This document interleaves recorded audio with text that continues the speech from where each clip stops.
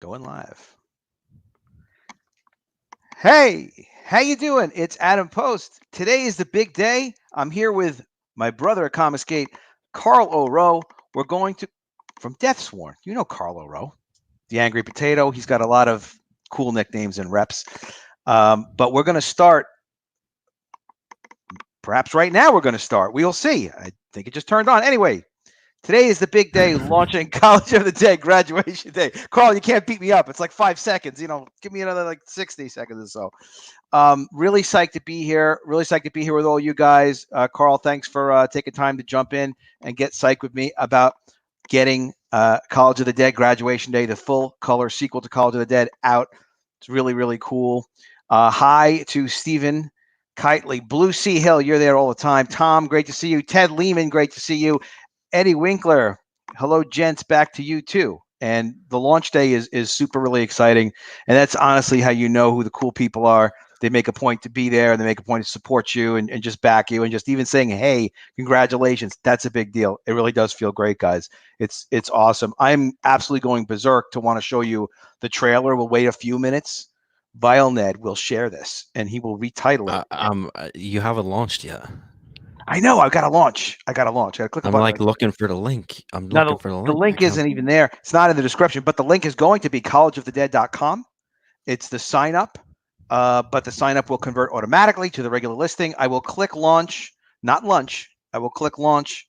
We'll fire off. It'll be amazing. You can't say super exciting. Gail Simone has that trademark. Rot 10 Glory. You are wise and give a lot of good advice. But I'm still going to say super exciting. I'm going to say freaking exciting. Eddie Winkler, how you doing? What's up? All right, so we got Carl O'Rowe with Death Sworn. Carl's like, what are you talking about? Just launch the damn thing already. Right, Carl? Yeah, I would have launched it right before I went live. Unless you're waiting to launch it on So the stream. I've done it wrong. You guys want to? All right, let's launch this thing. So everybody who's here right now is going to get to see me launch this thing. Here we go. We're going to share screen. We're going to do it the right way. We're going to the Chrome tab. We're clicking. I'm giving you step by step because it's that effing exciting. Do you have your mailing list email ready? Ready to send out? What mailing list email? You're not. You have to email your mailing list and be like, "Hey, here's the secret perk for all my mailing list buddies." I think they get notified automatically when it goes live, don't they? No. What? No. All right, we're all going to learn today. We're going to launch this thing. Here we go. If Ready you to go live, launching. Share with your friends on Facebook. Boom. Am I sharing this screen? Yeah. Yeah. All right. I got a couple of friends on Facebook. I'll share it on Facebook. Why not? 15. These numbers are going up exponentially as we speak. Guys, the campaign's live.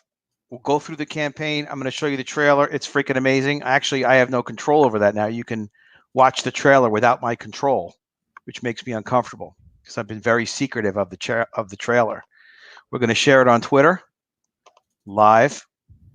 Carl is going to help me write this thing. I forgot to write. No, I don't know. We're going to talk about that in a second. Carl, are you ready to see a badass, unbelievable effing trailer? Yeah, I'm trying to put the link in the chat. Put a link. Narwhal. Oh, Narwhal. He's backing first. Narwhal, back at the highest tier. Give me all your money. You just shipped 400 books, brother. You just shipped 400 books. Everybody who has money, double it, triple it, give it to this campaign. It's the right thing to do. Okay, that's not financial advice. That's just funny advice. Am I a mod in your chat? You're a mod in my heart. Make me a mod. I just posted there. Oh, okay. People are saying drop the link, and you haven't dropped the link. What link? See my little head? See my little head in the chat? Make me mod. All right. Yeah. No, I don't see your. All right. We're gonna get this done. It looks like I'm kind of stepping on my own success here, Carl. Yeah. All right. And we got to get over to this. Wait a second. I can't even click on the link you posted. Really? All right. Yeah, I think you have to put www on top of it. Son of a ducky. Hold on a second. We're going to get this. Make me a mod. Give me a wrench. Put me in there, kid. All right. We're going to put you in there. How could Carl not be a mod? That's its own drama. Carl should be the only mod I have. I'm the most abusive mod. James Hayes. Where are you, James Hayes? Things are going down, brother. This is like a James Hayes kind of moment, and he's not there.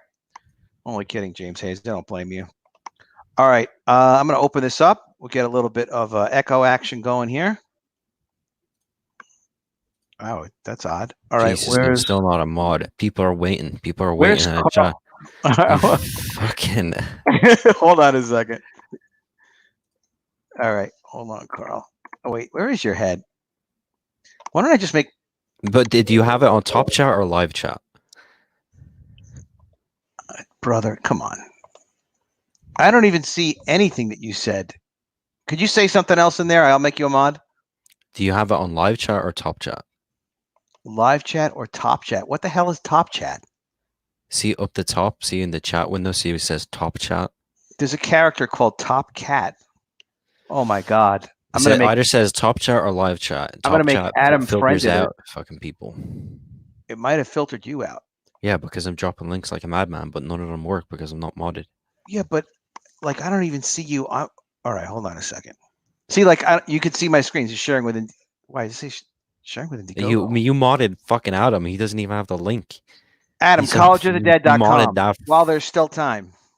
That drug addict, that fucking degenerate mushroom fucking head.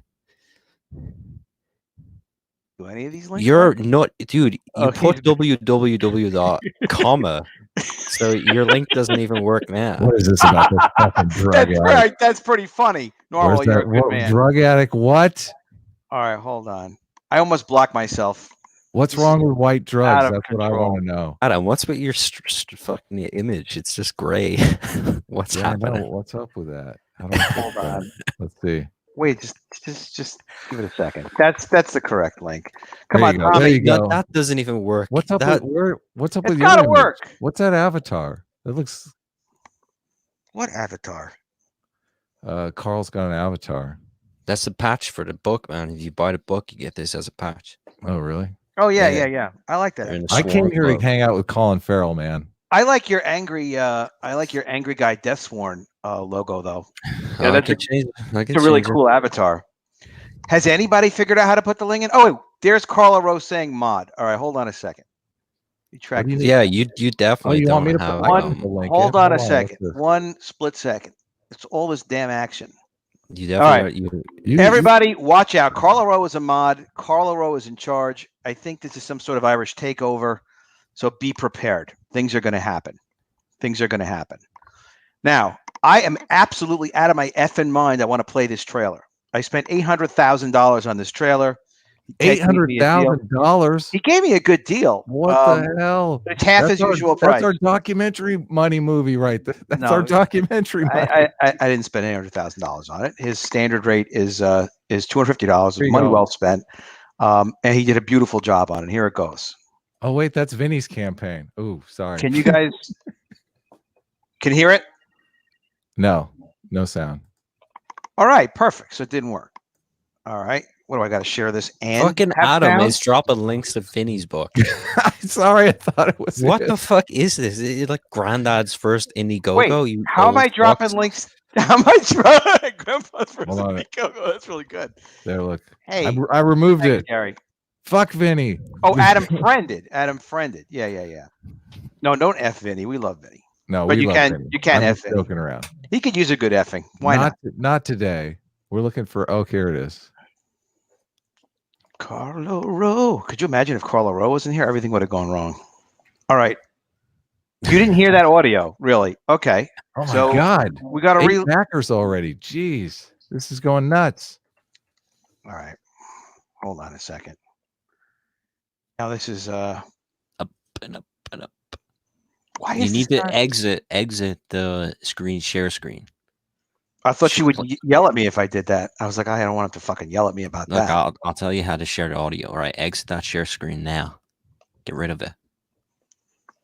All right. Look at all of his more videos. No. You just X out a tab at the bottom where all the windows are backstage. I can't even find where fucking StreamYard is. All right, hold on. This is fucking awful. There's no way to do this without cursing. I hope you guys. All right, so all of Adam's video suggestions are like ASMR and stuff. What's going on there, Adam? Do you have an ASMR fetish that we don't know about? I don't even know what that is. But Click on share screen. I'm sharing screen. I got to go to Chrome tab.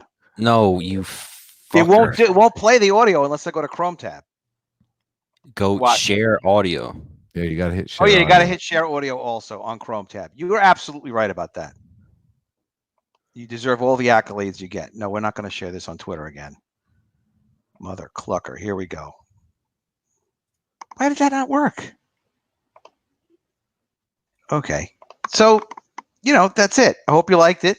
We worked really hard on it. Oh, wait a minute. Yeah, let's hear it. Let's see it. Can you hear it? Wait.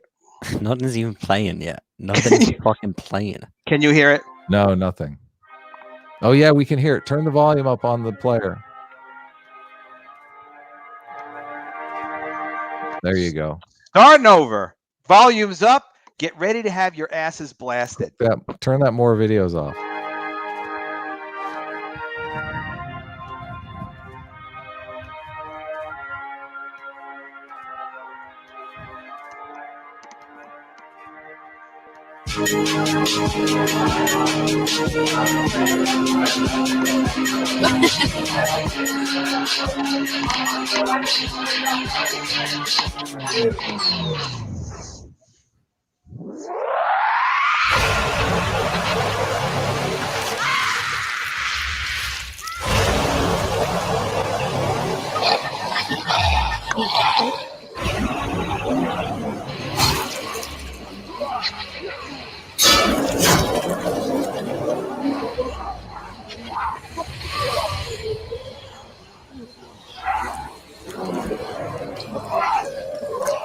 Bite the tits! Bite the tits!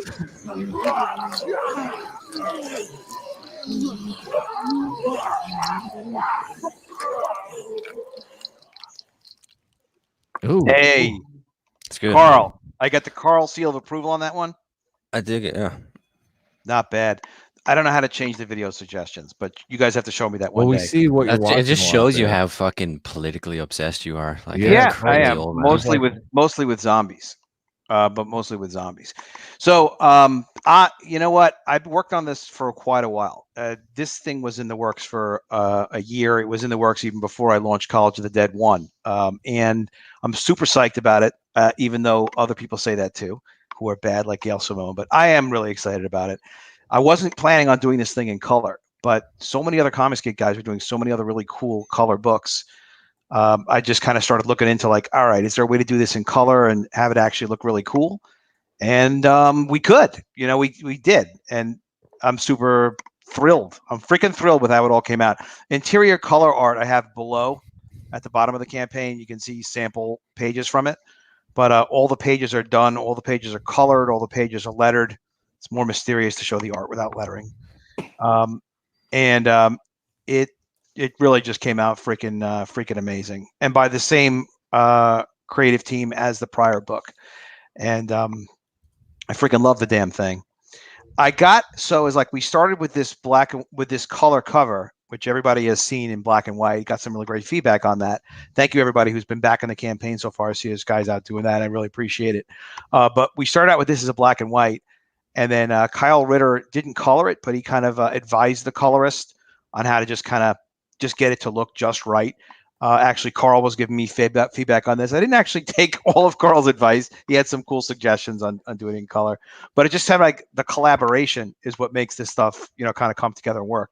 But then when he finished this piece, I was like, man, I want him to do more color pieces because it came out so cool. I wanted more art. So Javier then did this cover with this girl getting surrounded by zombies, which is a scene inspired from the zombies being attacked or attacking at the party, which you saw in the trailer.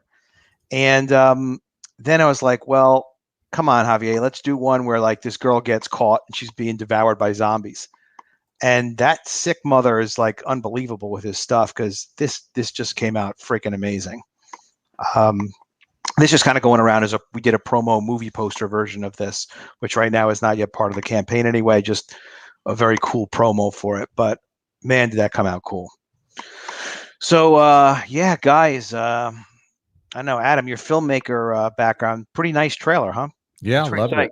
Definitely. Excellent. We got story in it. It really I kind of would came have done at the end. I would have done like a slow shot, slow pan in on her breasts, and then like the cut to the mouth of the zombie as it's getting like closer and closer, and the breast and closer and closer, and then the breast and cutting back and forth.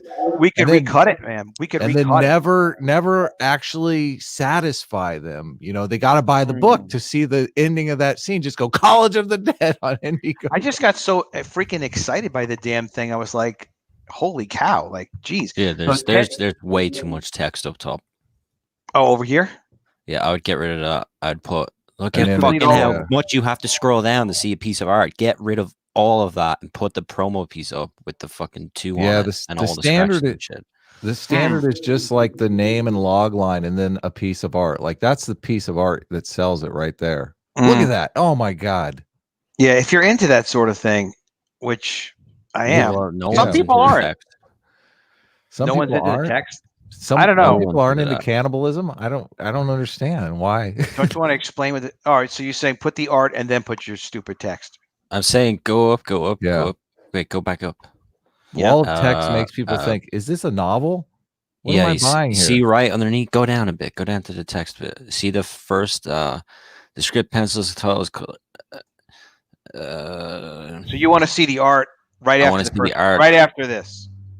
Yeah. Or else.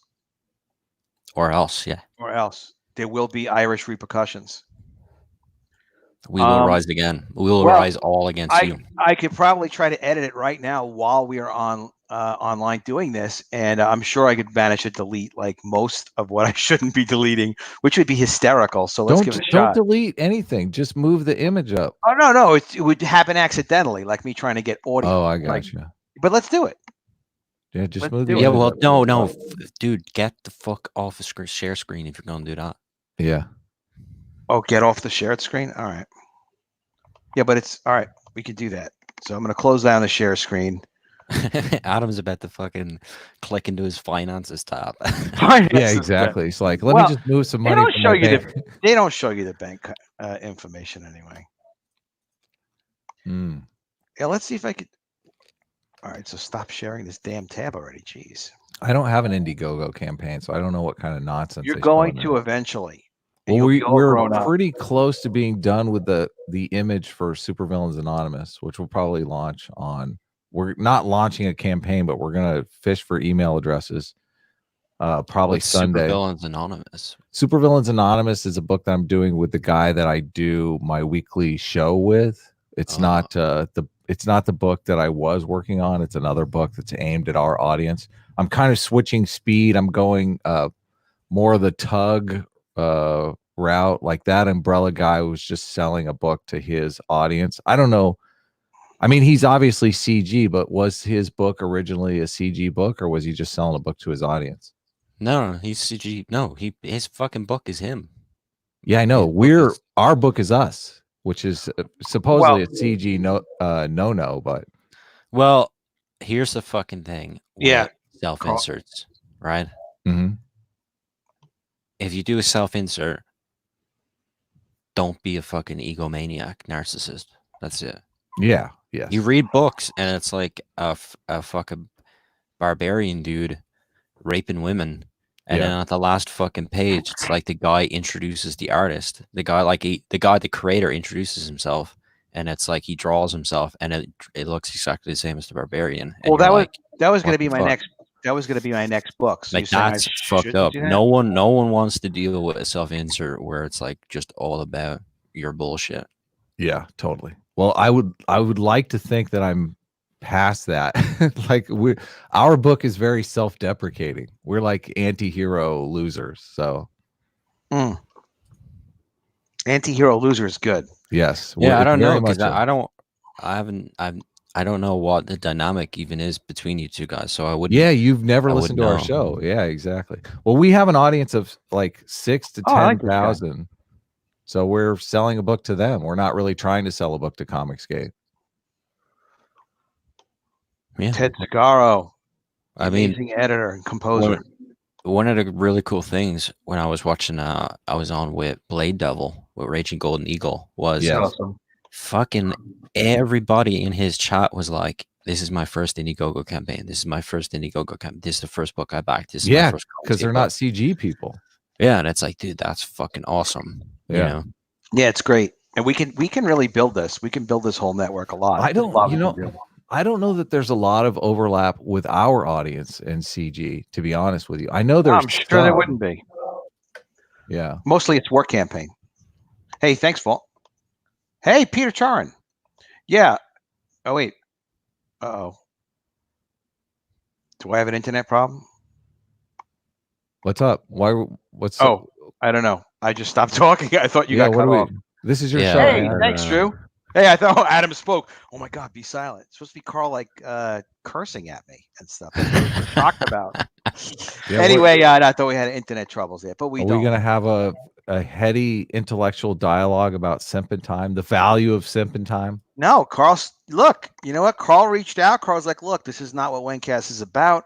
It's a waste of time. It's not good. So we took all the life out of it. And now we go on to Wencast, and it's always a great show as long as Carl's there. And if Carl isn't there, then pretty much Wenger runs out of stuff to say. I mean, that's pretty much our operation now. So, hey, Carl adds a lot to every show he's on, and it's a privilege to have Carl. Yeah, you know, it's not much. It's just I put my career and my future on the line by saying really horrible shit about people who are way above me in different industries. So, well, but that's people, the cost. That's the cost of filling you and fucking Wenger's nothing. Like, well, the whole thing, man, is if we don't have you, we are not interesting, and that is the problem. That is the problem. But it's fixable. It's fixable. Just have to get Carl mad, and then everything's cool because he goes on a rant. Yeah, I've never seen your infamous performance on Uncle Ethan's show, Carl, where you got totally shit faced and like fell down on your face. I think. Yeah, you literally passed out on street. If anybody's not aware of it, we could look real quick at the Blade Devil campaign. This is a huge success. He has 63,000 followers. They're obviously passionate followers, and Raging Golden Eagle is he's turning a successful YouTube channel of cool people into a publishing business here real quick. There's he's just a grand behind a big Bigfoot Bill. Oh, he's going to go so far past Bigfoot Bill. He has all these. He had some great tiers and some great rates. He's always been Comicsgate too. He's constantly super chatting Ethan, which is great, and always around. You see him kind of on all the channels. Our plan is for me to be on his channel tomorrow night, I believe at 11 o'clock.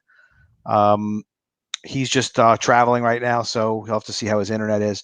But Carl, what do you think? I mean, this is like, it's not obviously different. It's different from Death Swarm, but it's got like just tremendous personality to the art, don't you think? Hell yeah, no, I love it, dude. It's badass. Yeah, it's great. And it's exactly sort of, it's exactly his shit and his audience, what they're on too. So very cool. Got a great attitude. Then we got Vinny's Through the Woods. Vinny is trying to get to 25,000. If Vinny can get to 25,000, he makes more money. It's more money for Vinny. But in addition to that, he's got an ash can that he's put together with a cover by Kelsey Shannon, which was from the drawing competition on War Campaign, and other cool art that's inside there. Honestly, I don't know a hell of a lot about it, but Vinny is a good friend, a great Comicsgate guy. Ethan's got his really successful Cyberfrog Unforgettable Tales, and I was just talking with a friend in CG earlier, and a lot of people don't realize that Unforgettable Tales has a preview comic of Wrecked Planet, Ethan's sequel that's coming out. Geez, I think it's just next weekend, the 15th. And it's got 10 extra pages of the Wrecked Planet story that's only in the preview mini comic, which people are going to find out a lot that they missed it probably. But it's a really cool campaign. It's really successful. And hopefully Ethan knows how much we all appreciate what he's been doing for indie creators in Comicsgate. Carl's book, Deathsworn, is cool as hell. Everybody loves it. This total also would be higher. It's just sometimes there's issues that people have with backing it because it's a foreign currency that it gets translated to Irish euros. Yeah, I get fucked over by that so much, man. It sucks. Really fucking sucks. Well, you could They need to just get PayPal. Fucking Indiegogo needs to sort out their shit with PayPal. If they had PayPal, this would all like none of this would happen. But because it's all through banks and shit, it's easy to fix. I don't know if people notice it. I don't think people know how to reach out or whatever. It happened with Adam, friended. What's We up? had to walk you through how to back my book. I had to phone up your bank. Oh be like, yeah, no shit. I had to call my Wow. bank. I had to say, listen. yeah, it sucks because it's like that's definitely not worth fucking dealing with a bank. Just No, back yeah. your Kinda, phone. he looks like an angry potato right here. He's not a good potato. Yeah. You got to do a Death Swarm plushie. Holy cow. You do I love great to do faces, that. Carl. Carl, it's so hard to do good faces. The only problem Oh, is we thank you. got to let the coronavirus thing clear out first because you could be like really transmitting a lot of poison. But a friend of mine gave me a link to a plushie company in China. It's very, very affordable, and people will go fucking nuts for a Death Swarm plushie. I Well, want to do a Tatiana body pillow. they could probably do that too. Yeah, I don't have a link for that yeah. yet. I'll take a Tatiana real doll. How about that? How much can you hook me This is up with another that? one of those things where people don't realize. Oh, by the way, hiding inside the campaign is this entire additional book. So the first hunt, Deaththorn First Hunt, is a whole separate book that's 46 black and white manga-sized pages of another you're gonna do it perfect bound too. It's another graphic novel. No. This is just floppy. It's gonna be Okay. a floppy. I mean, it's gonna be nice. It's gonna be really nice glossy cardstock cover, but all the inside pages are gonna be like uncoated natural paper. Shit. Give that real sort of underground manga zine vibe to it. Hey, have you been on Raging Golden Eagle yet? I was on that marathon stream he did, Oh, but but not for Deathsworn yet. Okay. no, we're gonna hook it up and do something. I was Awesome. gonna go on. It was gonna be on the Tuesday after Wencast, but I wasn't even on Wencast that night because I was just Two fucked up. sleepies. Yeah. It's fucked up, and I had to prepare to get my back hole taken. You're referring to the drawing competition, and that was I hope, right?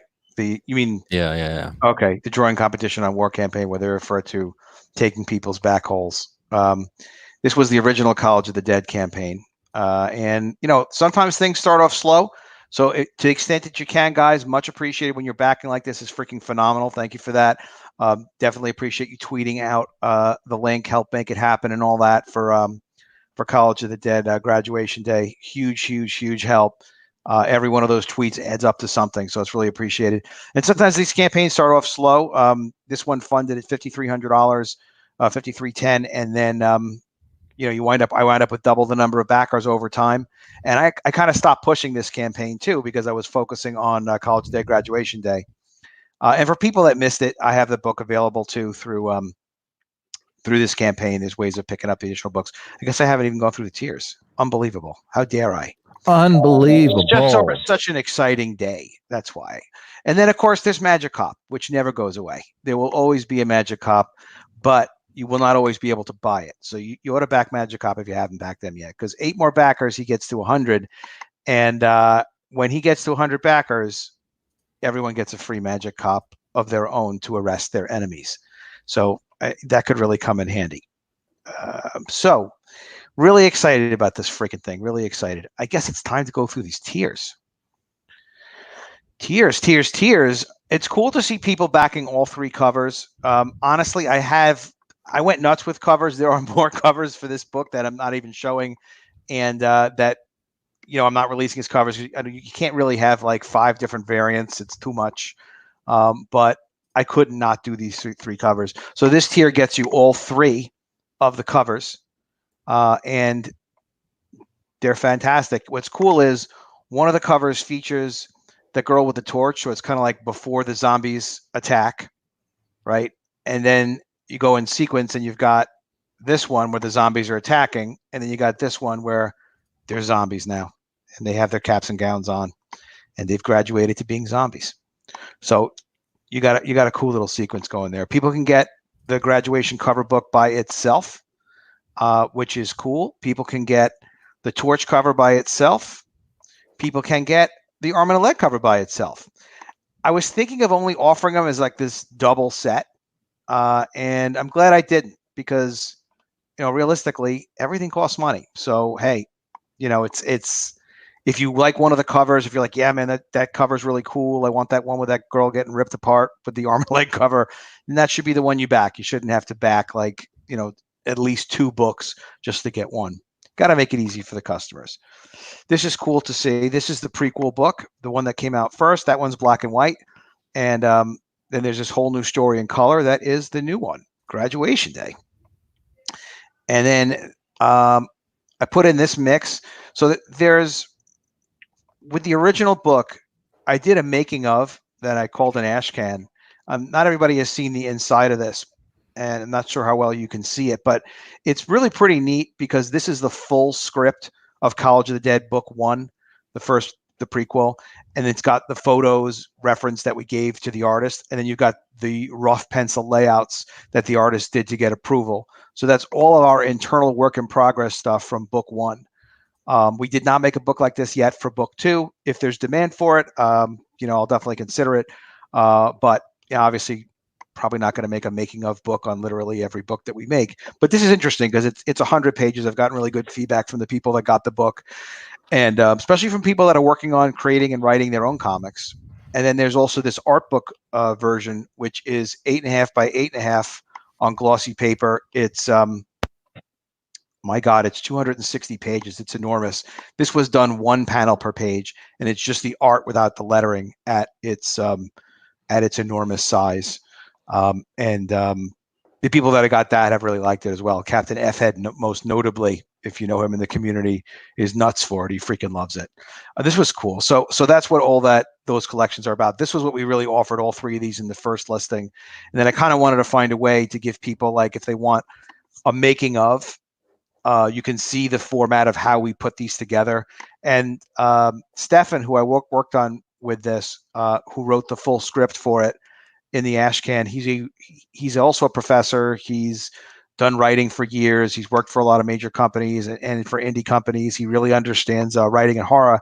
And his full script is freaking excellent. You can really, really learn a lot. I learned, and I've been doing this stuff for decades, but I learned stuff just going through Stefan's full script, which is what really forced me to be like, I got to make a book or something out of this. So if people want that and they want the first book and they want the current book, you can get that collection. And then this is just the full set of the full collection.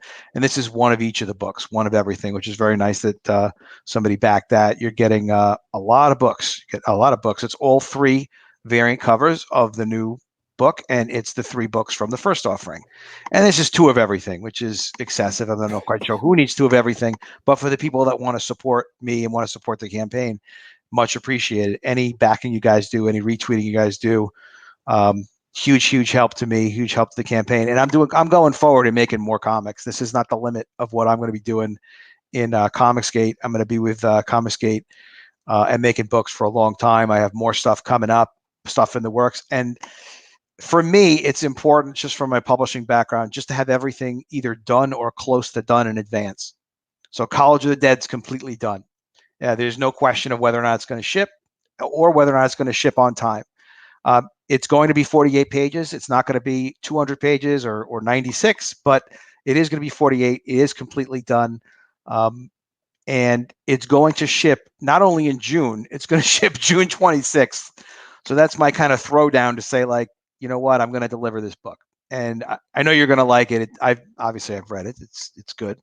But it'll be there. It'll be there as promised. And I'm thrilled for you guys to be able to get it. And I love the feedback that I get. People get the books and they comment on the story. They comment on the printing. They like it. Oh, cool. All right. So let me respond a little bit to the chat. Hey, Eric Weathers. Thank you, man. Thank you. Hey, this gaming guy, I remember him. We were just talking yesterday. Listening in the background. Great to have you, gaming guy. Hello, good Adam. Evil Adam. Hello. Okay. I don't know which is which. Oh, I know which is which. Adam, you're always the bad Adam. That's the great thing about you, brother.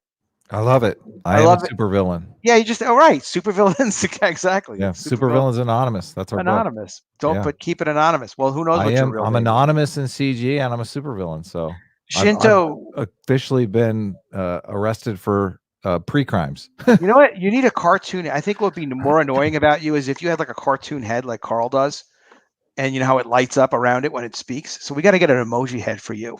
You Oh, in nice. particular, I think people would be really angry at it. Hey, you got to get the energy wherever you can. Let's just take a quick look at the chat. Yeah, Volt. I see Volt around all the time. Your series of the Comicsgate Network, Secrets of Comicsgate Network series is invaluable to newbies. Keep it up, Volt. I will. And you know what? It's really just, it's mostly my publishing experience with an angle on what I'm starting to learn about Comicsgate. And I have been working on doing those videos. I really like doing them. And what's kind of exciting for me is like, even though, look, and I'm a good example. So my book is probably not going to do what Raging Golden Eagle is doing. My platform is smaller. My email list is smaller. But his book is manga. Manga's like hot. no, yeah, but he's got 63,000 people on his channel, and he's earned it. He deserves it. It's an awesome looking book. But the thing of it is you build your platform as you go. And I want to do videos about building platform, and I'm going to kind of learn probably as I'm doing them. And I'm sure I could get a lot of feedback from other Comicsgate guys. And you know, that's exactly what we need. You know, Have you sent out your email yet to your mailing list? what email you straight up? I don't know what you mean. Okay, fucking Indiegogo does nothing for that little file you collect that has all the emails. You have to download that file and then put all those names into a fucking mailing list service, and then you email out a link to them. The whole point is that you want them to subscribe so they get something exclusive for signing up early. They don't send you a message that they don't send them. I mean, No, guys, look, you have to fucking do it. You have to put it in a mailing list. Real time. Carl Rose, oh my God, Rose schooling me on. If you so all your that email mailing list you haven't emailed out to yet? Come on, Adam. Like we should slap this guy around a bit here. Hey, Jesus there's Christ. a secret. There's a secret I didn't know about. I've only gotten 15 emails from Doug Tenaple. Like, what the fuck? He's a monster. And see, that's the thing. That's the other thing where people fuck up as well. Is if you're not mailing out during while the mailing list is active, you're fucked, because then you go to mail on launch and everybody has it in their spam and they can't find it. So you have to have exclusives. You have to get shit away during the mailing list, so people will click, people will look for it, so they know. Do cover reveals, get a fucking soundtrack made, give them a link to that to download free, give them a free preview before you launch, so that when you launch and you send out your exclusive mailing list perk, they know where to go to get it. Yeah. Hey, very welcome, Violet. Happy to help Martina get her book done, and mostly she just needs to get organized and accept reality on certain things, which she's doing. She's getting organized. She's realizing she really does need an editor because she hasn't written a comic before, and she loves comics, but loving comics and knowing how to write them, writing is a separate discipline, and it never hurts to get an editor when you put so much work into doing a comic, you want the story to be right. Carl's gave great feedback on how to properly handle a email list like that, and he and I are gonna have to talk about that again, and I'm gonna have to email people after the stream. I do have a list set up, and I did email that list, and we actually got a lot of people that did open the emails.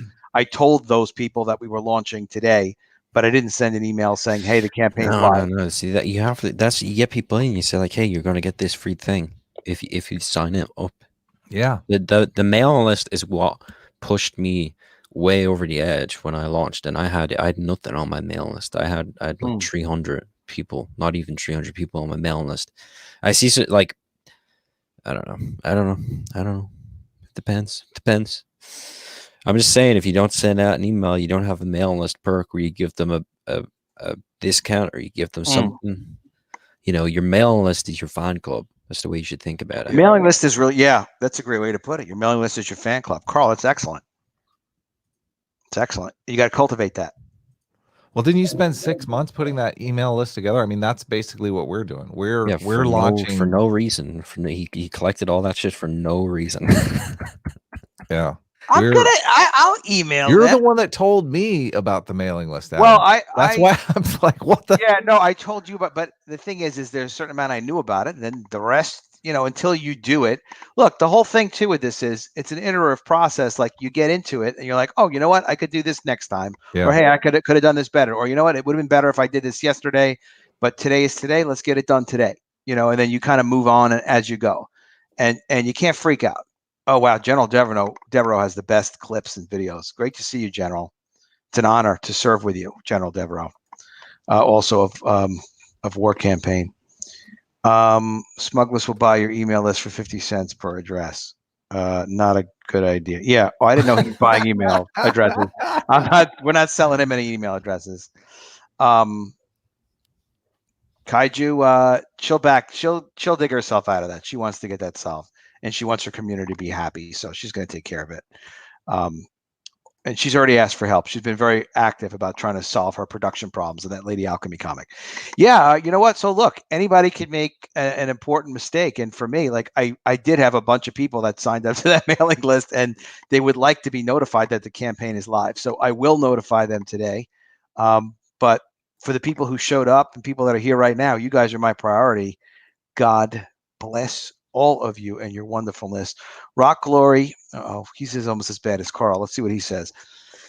You've got to get that email sent out. And the whole idea is that people who signed up knew they would be getting the heads up. Yeah, You're they right. want to be the first into your campaign. They're going to go, oh my God, what's this? Like I'm last here. I signed up for the email list so I could be first. Now, Adam, I could friend, brag to my friends that's that I was that's deliberate troublemaking. me. Yeah, that's deliberate troublemaking, brother. Just Adam, friend. No, you're just I'm having speaking. fun. I'm speaking truth. I'm speaking truth here. This guy backed Detective Dead instead of Lady Alchemy. Yeah, that was a mistake. Why'd you do a thing like that? It's the wrong thing. Well, I guess at this point, neither one of them. I mean, it could be Lady either way. Alchemy. Yeah, either but or. Lady Alchemy will deliver. That other Are one. you positive about that? Matt Wenger says making money on Wengcast with Carl and occasionally Adam Friended, but with Carl, no matter what, Carl's always there. Every Tuesday. Adam's been slacking on his fucking Wencast duties, man. You got to understand, like, you guys are like, oh, you know what? You got to have more of those, like, girl gifts, but they have to be, like, in context, but it's got to be simping. It's got to be, like, you got to understand, even just the sexy girl gifts, there's, like, a limited universe of those. I'm sure there are people making them. Yeah. Well, at least come on Giphy, now. On Giphy, come on. No, man, they don't want to see the same ones again and again. For me, I could just watch the same one again and again. You have to understand, you guys want unique. Friended, Adam has spent about 4 to 5 hours a week for the past 4 to 5 months searching Giphy. Oh, okay. They search me. That's how often it is. He knows that, and he usually does it when he's on air and he's not listening. So yeah. What? Yeah, usually when I'm not listening. Sometimes I don't listen, but usually I listen. But sometimes so he has literally exhausted the universe of hot girl gifts on the internet. This seems crazy. No, I didn't know that was possible. There are probably a few that I haven't seen yet, but they don't want to. But Adam, they don't want that. They want like something that's millions of those, like obscure, but it could be sexy, but it shouldn't be sexy. Oh, like yeah. Like the first thing I came up with was there was a picture of some hot girl wearing a Danny DeVito mask. So got to be that kind of level of stuff. Yeah, the constraints they put on you are very difficult. I mean, I'm thinking of putting together a research team. Be funny. I know. It's so difficult. It's so much to ask for. Be entertaining. Wayncast Tuesday and Thursday nights, 8:00 on Wenger's Hot Channel. You should subscribe to that. And while you guys are here, absolutely, definitely subscribe to the Adam Post Speaks YouTube channel. That's this one, and click the bell for notifications. And what you will find out is that, hey, I don't know everything about everything. I just know a few things about a couple of things, and a couple of things I know well. But mostly, like, yeah, you got to learn stuff as you go. And this email thing, it is an education for me. I didn't not familiar with it. Never did it before. Didn't do it last time. Even this, like when I launched. Really? Yeah, I didn't do it last time. Oh my God. Adam kind of came out of nowhere. Eric is like, Adam, you're the one who told me about the power of email lists. I still use email lists. I know that I thought they were going to get an automated email because logically, like if you sign up to be notified when something goes live, Indiegogo knows when it goes live. They send out so many stupid automated emails. Indiegogo isn't going to email fuck all for you.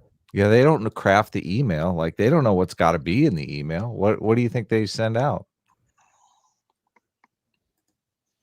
That's true. Yeah, Kaiju Vinny Art will be around. Oh, I'm going to be on Vinny's channel later, 8:00 tonight. And there will be there will be a lot of stuff going down. I can tell you that.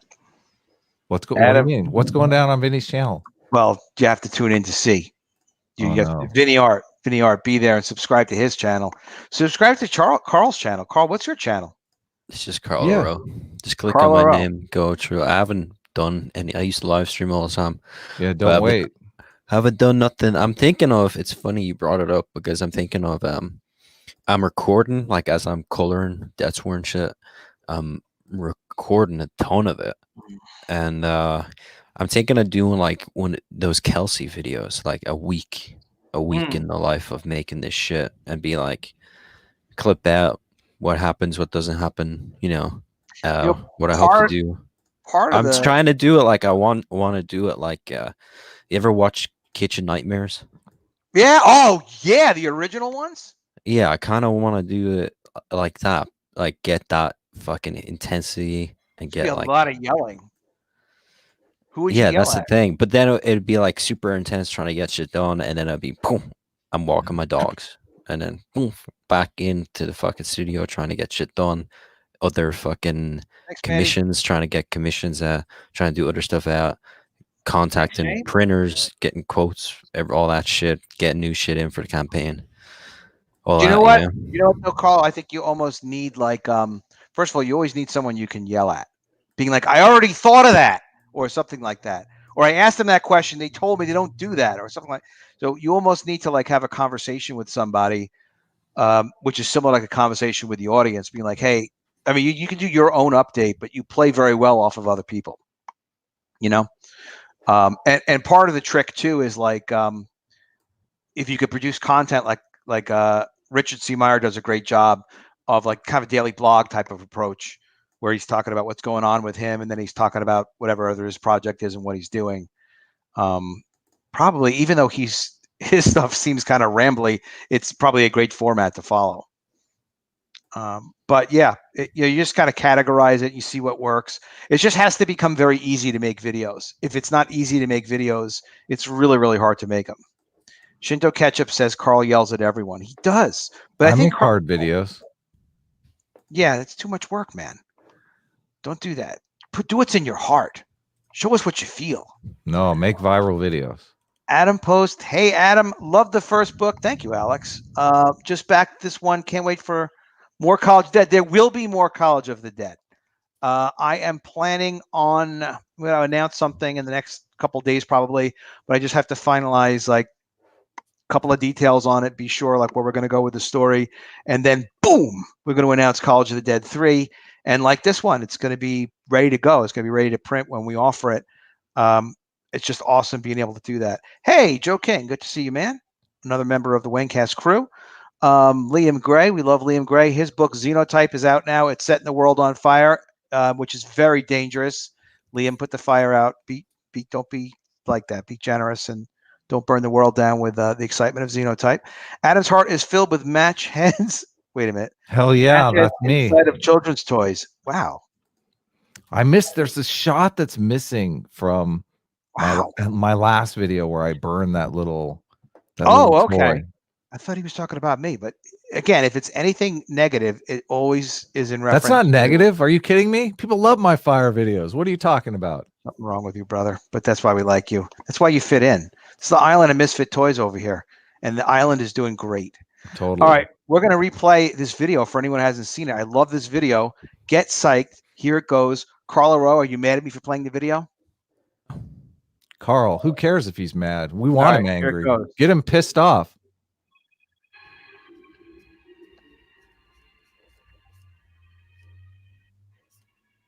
I don't know. The volume's way down again. I can barely hear it. Damn it, friended. Well, you I guess you reshared without audio or something. Oh, was there no audio? Yeah. Gotta use something. It's barely. Gotta use some beats in the middle of it. You know, Yeah, like when you get into where you're just showing the panels over and over again, you could have used the beats or something. Some audio issues as it is. All right, let's. So I'm going to unshare. Wait, almost removed Carl. That wasn't the idea. No, that's a great idea. Best idea you've had all day. All right. You, Adam. What's that? YouTube's like censoring you now. They don't even allow the F word anymore. Jeez, YouTube's lost Did they do that? Did they censor you? their way. I don't know. It sounded like it No, bleeped I him. think he censored himself. He did. He's a very Carl gentle. censoring He's himself. a very gentle soul. This He's is a weird. very gentle soul. I am sort of like a soft bitch. It's all It's How 11 late is o'clock it? in the morning here. I can't. really Yeah, am. like what time is it in Ireland? It can't be that late. You're not a soft bitch. I really am like a sensitive little queen. But That's cool. somebody You clip that. You should Devereaux, come get to on Los that, Angeles. Devereaux. You'd fit right in. You little basic bitch. I'm like, that's the thing. People confuse it. Like, it's like even with like conservative people, like I'm a fucking weirdo crazy artist. I'm just a bit high strung. Like I kind of have, I guess, like I have a bit of autism, so I'm really highly strung, and so that's the only reason why I'm a bit conservative when it comes to like work ethic. But everything else, I'm like, yeah, be fucking weird and crazy and cool, whatever. Yeah, I have that same exact personality.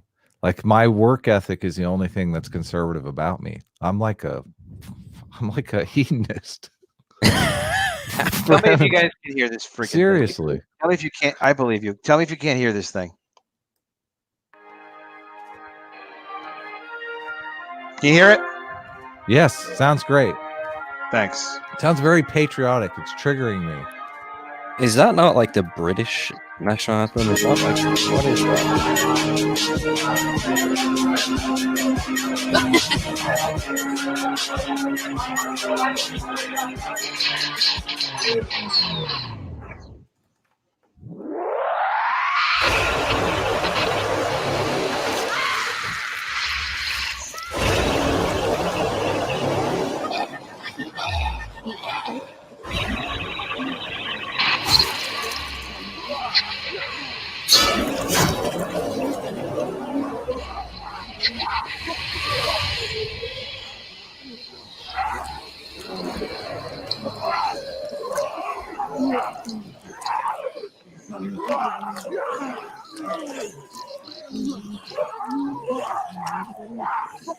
Sounds like Carl eating a buffet there.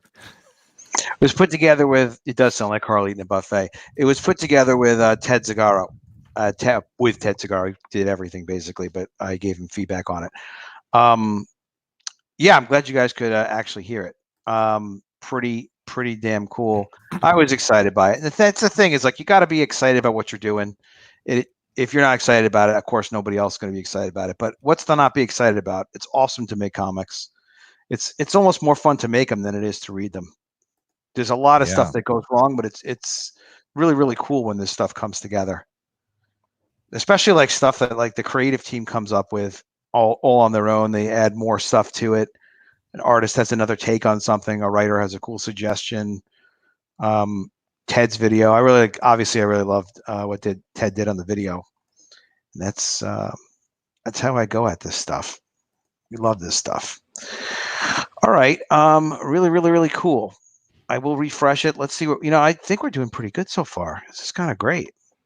Yeah, I don't have a huge platform, but the people and I didn't even email anybody. Thanks to Carl not giving me good advice about it. Whoa, we broke 1,000. That's fantastic. Sweet. Great. Carl, what do I do? I just send an email that says like, "Hey, we are now live," and then give them the link to the campaign. Basically, I don't have time. If you don't have already like secret links set up for campaign stuff, then yeah, just do that. Should I do it like literally right now as we speak? I could just go on. I probably ought to. Yeah, I could just turn off my camera and then go over to the other computer and get this thing done. Let's get it done. I'm gonna get it done now, kind of guy. I'm like, hey, if we're gonna do this, what are we gonna do? We're doing it as we speak. You guys are part of the solution. You're part of the process. I hate being useful. Jesus Christ. Yeah. You're being forced to be useful. How does it feel? Terrifying. What if Adam, something goes wrong and you blame me? I know how you confiscate guys are. Jeez.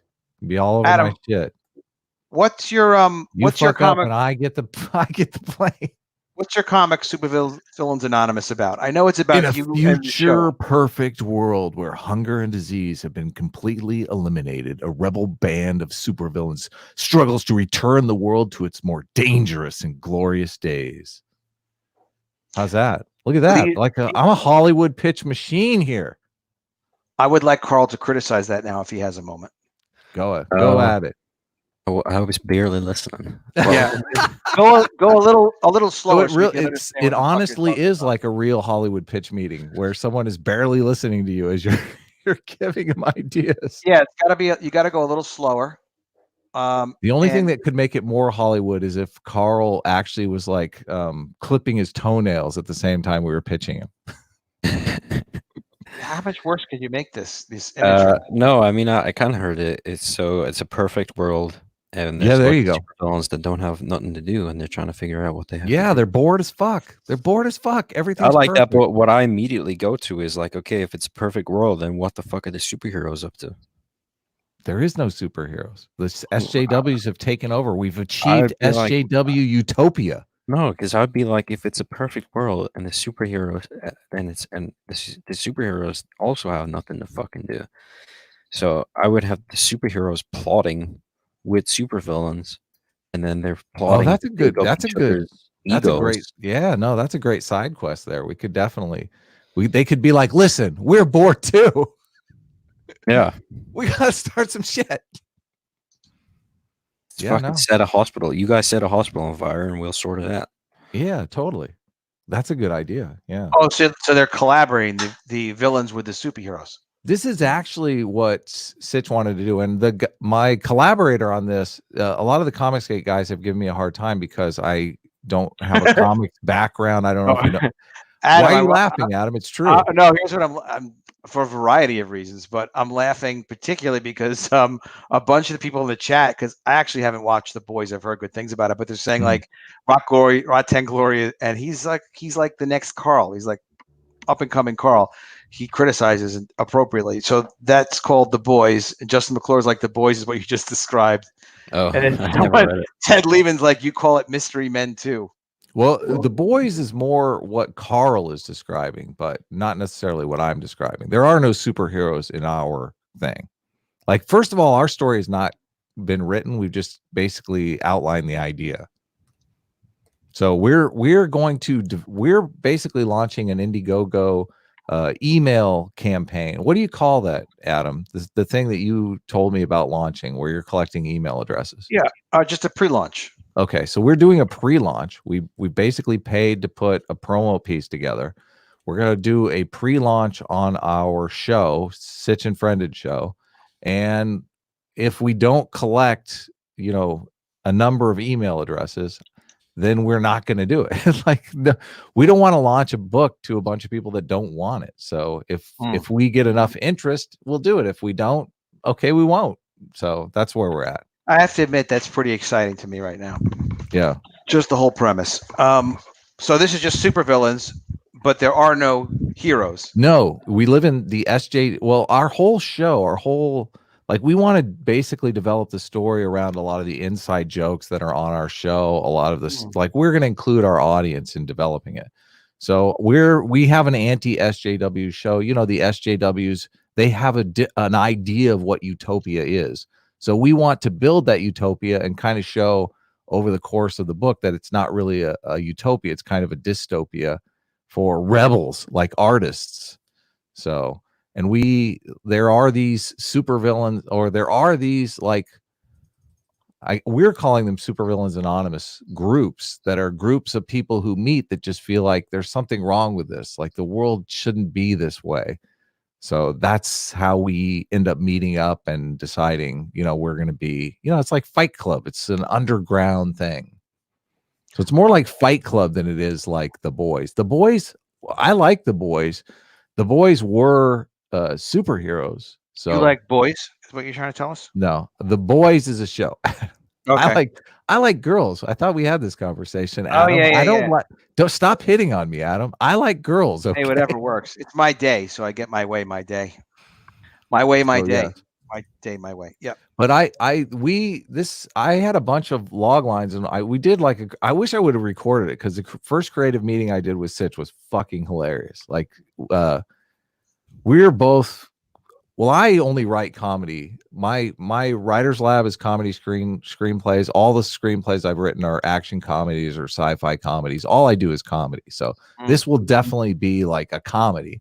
So Sitch is very much like if there's good cop, bad cop, Sitch is the good cop, I'm the bad cop.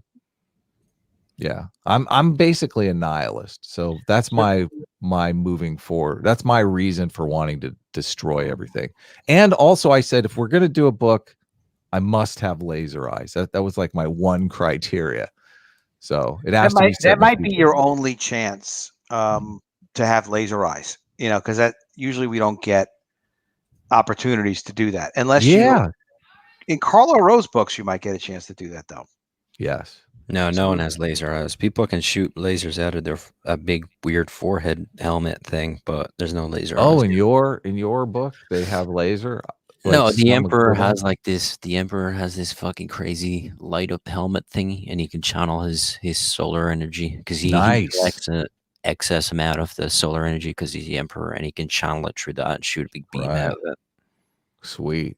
I want to see a shot of him just like crushing up a piece of the sun and just snorting it. That's what I want to see. Like he's just crunching up like sun rock and like that'd be so cool. Yeah, it's weird. He was gonna be kind of a bigger villain, and he's kind of taken a seat back because I introduced the twin sister dynamic with Tatiana, and that's kind of way more interesting because Tatiana. So the Emperor had sort of gone back to being like just this big arsehole figure in the background. He's kind of like just a symbol for all this shit being shit, when the actual personalities are everybody underneath him. He's literally just a target. Well, when do I get to read this book? Because I'm super interested. Oh, when I finish it. Here, I actually have to run for a minute, but I'll be back. Is your book late? I'm not sure. Shh. It seems like I backed it a while back, but I don't know. Jesus, Brendan, you're like Brendan's like. Oh, look, I scared him off. No, he said he had to leave for a minute. He said that before you started messing with him. Well, just for the record, okay, I'm just messing around. I would rather get a better book late than like a lame book fucking on time. Like seriously, Carl's book is look, near as I know, Carl's book is done and has been done. He's he's putzing around with the color. Yeah, he's making it just outrageously gorgeous, as if this is the only chance he's ever going to have to put a book out. But he's going to have many more books out. Oh, this is cool. All these characters being like death sworn. Mm-hmm. Well, people are giving me a hard time about the storyline. I never finished my thing about. Well, my co-author. A lot of people have given me a hard time because I haven't read every single comic book out there. I wasn't born with a comic book in my hand. Like they've sniffed me out as a You weren't born with a comic book in your hand? No. All right. So the stories are not true. But my co-author, Sitch, is like a comic book nerd, man. He's read everything, like he knows everything. I'm going into this meeting, like he knows every single comic book, so it's good. It's good. Yeah, you're having fun. He will know stuff like this. Like it won't be good for us to be It's very early stages. It's very early stages. Yeah. All right. What does Man in Lunacy says? Because he's always saying sensible things. Adam Friended, the only real problem is that in an SJW world, any villain with a compelling backstory is called a hero. Hey, you're making my point here. We are the villains. But that we're anti-heroes basically, but we are the heroes. So this is troublemaking. Yeah, we're troublemakers. I am a troublemaker. That's why I got on YouTube. I love making trouble. You like making trouble. You're not afraid to tell people that. Well, Sitch and I invite guests on all the time, and we do like good cop, bad cop. It's a lot of fun. We are missing Wango. We love Hell Adams and Poink. Oh, you're supposed to read these, man. But anyway, laser penis. I'm game for the laser penis. I am. SJW has created the Borg Collective. What do you think about that? Yeah, From it's James true. Haynes. You think it's possible? They are the Borg. They're getting real Borgy. They're getting real Borgy. There is NPCs on both sides, though. They're NPCs. Follow the rules. Follow the rules. You broke the rules. Follow the rules. The rules are follow the rules. Like the hardcore libertarians have the same thing. Follow the rules. Taxation is theft. Follow the rules. Follow the rules. Taxation. Like every group has some NPCs in it that are like the authoritarians, the dogmatists. Jared Hankins asking who's Stephanie Cook, and she's just some SJW troublemaker. Yeah, who is she? She's just the SJW troublemaker. I love. Did you see the tweets guys with said. her? They were like, She was going after Blake Northcott. yeah, somebody said, she said something about mental illness, and she's like, "You've compared me to someone with mental illness." And she started going off on mentally ill people, and then she switched it up and said, "I am mentally ill." It's like, Yeah, whoa, whatever, honey. You know, what's the direction? Tell your man he'll straighten you out. Rot 10 Glory says, I want a book about an insanely giant meth one that snorts up human beings like cocaine.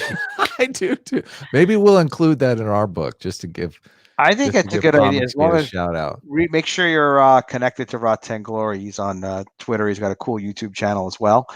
He is interesting, and I haven't heard him say anything quite that crazy like that. Most of it's just usually very interesting insight, but that is pretty funny. And he's got a lot more to offer the world, obviously. Nothing wrong with some rules that just need to be grounded in reality, actual human behavior.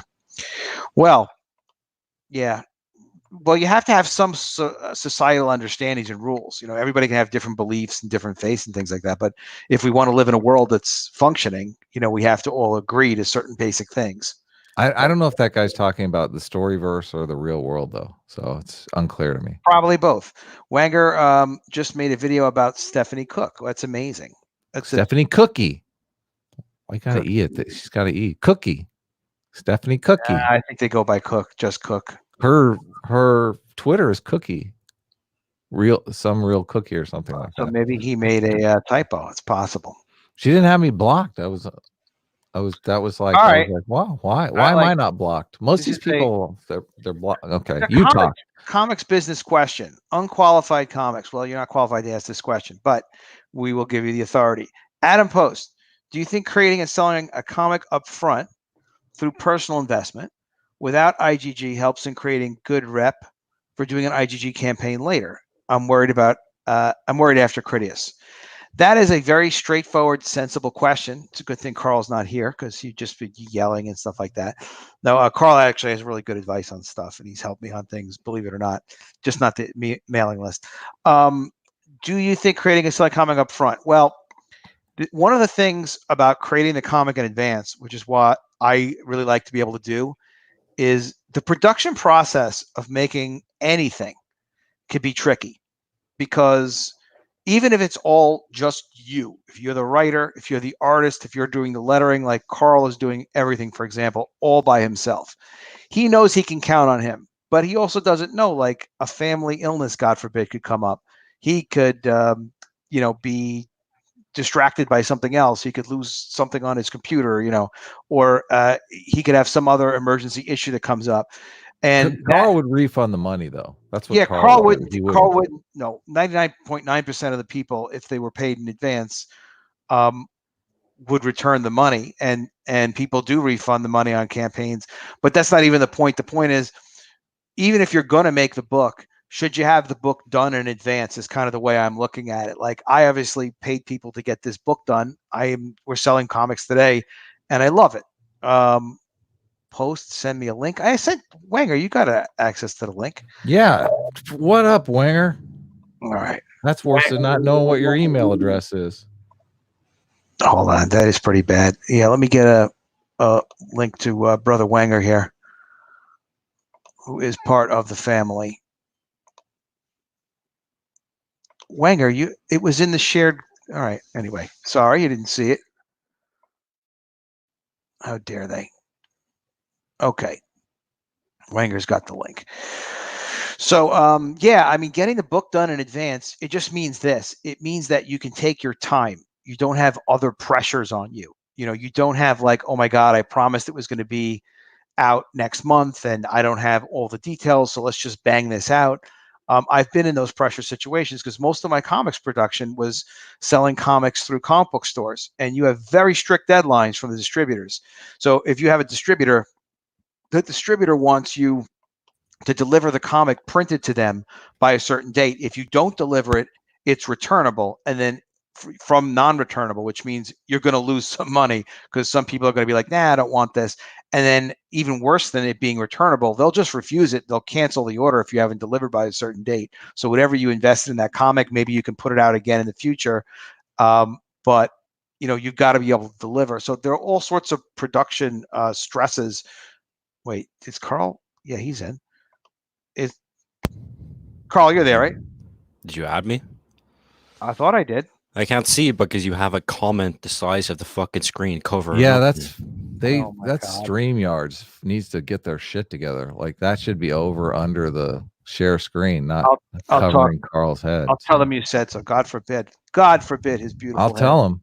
StreamYards, suck it. Fix your shit. Oh, come on. They're pretty okay. They're pretty okay. That's Nobody's it. perfect. They're pretty okay. Pretty acceptable. They're new in the game. They were there when Google kind of screwed us on the whole Hangouts thing. So that was pretty cool. But anyway, the point is, yeah, producing a book is not easy, especially if you want it to be a masterpiece. So having the book done in advance, if there's a way for you to do that, it's a damn good thing to do. Just be careful on how much you're spending, because you can't expect to just do huge numbers, no matter how big your following is or how big your mailing list is, unless you have like 10,000 people following you on a YouTube channel that love you. You don't know what your success is going to be. So you got to be really careful on what you're spending. And I've seen Replicator, the guy who does Replicator, Rob Arnold. Anyway, Rob did a video today talking about how much money his budget to produce Replicator 1, the 22-page color comic was. And he went into details on numbers. And, a lot of times we don't like to talk exact numbers. Printing is fine. Shipping is fine to talk about. But creators are, they don't want their rates discussed openly for a lot of reasons. I mentioned Ted's rate on the video is $250 because I know he's comfortable with that being public. But sometimes people don't want their rates out there for whatever their reasons might be, either because maybe they're doing it for you at a lower price, or because they're deciding they want to raise their price, or they just want to keep it private. They don't want people counting their money. So that could be a tough question. But the point is, yes, my God, it can help a lot to have the book done in advance, but just make sure you're really familiar with what's a good idea, what's a commercial idea, because just because you spend money on producing something, it doesn't mean you're going to be able to market it and deliver it profitably. So can I say something about that? Yeah, go ahead, man. Well, you can do these pre-campaigns that we're talking about. Like for a minimal investment, you can gauge the interest in whatever your project is, which is a great way to go before you actually spend the money. I realize you're talking about launching a project that's 90% done, but you don't want to spend a bunch of money on a project that no one's going to be interested in. So for a minimal amount of money, you can do some promo pieces, you can do some pieces of artwork, put your story idea out there and collect email addresses. And if you don't collect, 500, 1,000 email addresses, that idea or your audience is not big enough. Yeah, but you're also talking about, that's the whole thing there. Well, platform is a big part of that, So people really, what they really need to be doing is fucking promoting the concept, promoting the book, everything. You have to have an audience, and you have to have a product that audience is interested in. Those are the two challenges that any creator faces. We all agree on that, correct? Yeah. Yeah, and Adam, that was actually you and I think have had that conversation too, about you create a pre-launch page, you can spend a few $100s and get some unique promo material done, share it around, let people know you're doing it. If you're Comicsgate, put the Comicsgate hashtag in it. You can even be on shows talking about your future comic. It's interesting for the smaller Comicsgate shows. And you can get people signing up. Now, as far as how many names do you need signed up, really 100 is an absolute minimum. If you can get as many as 200 people, be very interested. If you I'd only say have about 300 should be the minimum. 300, 100 is nothing. If 100, you're trying to do something properly, 300 I'd say is as low as you could possibly go. You have to get in and around 300. if you wind up 300 with 300 no people signing up on, for a on mailing an list. email list, on an email list. Well, Yeah. and thinking that you're going to get 300 backers, like you want 300 backers. Yeah. You want as many as you can get, of course. But the thing is, you want to. This is a great way, really, and this is definitely worth its own video. A pre-launch page with a limited investment, generating mailing list interest, where you can get 300. But I mean, it depends how much your budget is. But if it's anything less than 100, you got to worry a lot. You got to really look at it saying like, all right, I'm probably going to lose money on this, even if you want to do it, because you have to be able to cultivate enough interest in the idea. And it may be an idea that's like, well, I can't really express the idea on a pre-launch page and get people interested in this. And, so I don't really people aren't really signing up. It's like, well, if you can't get people's interest on a pre-launch page, you're not going to be able to get people's interest so easily on a campaign. The campaign's not easier. The pre-launch kind of gives you a chance to shout what you want to shout. You can do a video for those too, which seems to be that it helps convert. So you could do so a video can be cool. I didn't. Well, it's more than that. It's look, you have to have art out there, and you have to have shit that says exactly what your book is, what your project is. Like you have to be. Don't fucking hide shit beyond obscurities. Don't do dumb shit. Don't have don't have a name for your book and then a name for the team that the main characters are on, and then a name for the main character, and then a name for the type of powers that they have, and confuse people and do all this shit. Keep it simple, keep it sharp, concise, so that people really get what it is. Cool. I think of these things, it's like, I don't know. He's had the link for fucking. He was complaining not having the link. It's like, I sent him the link. He's gonna yell at us for not having the link. He already has the link though. Because if I got the link, he had the link. I got the link, and I'm nobody. If Adam got the link, Jesus.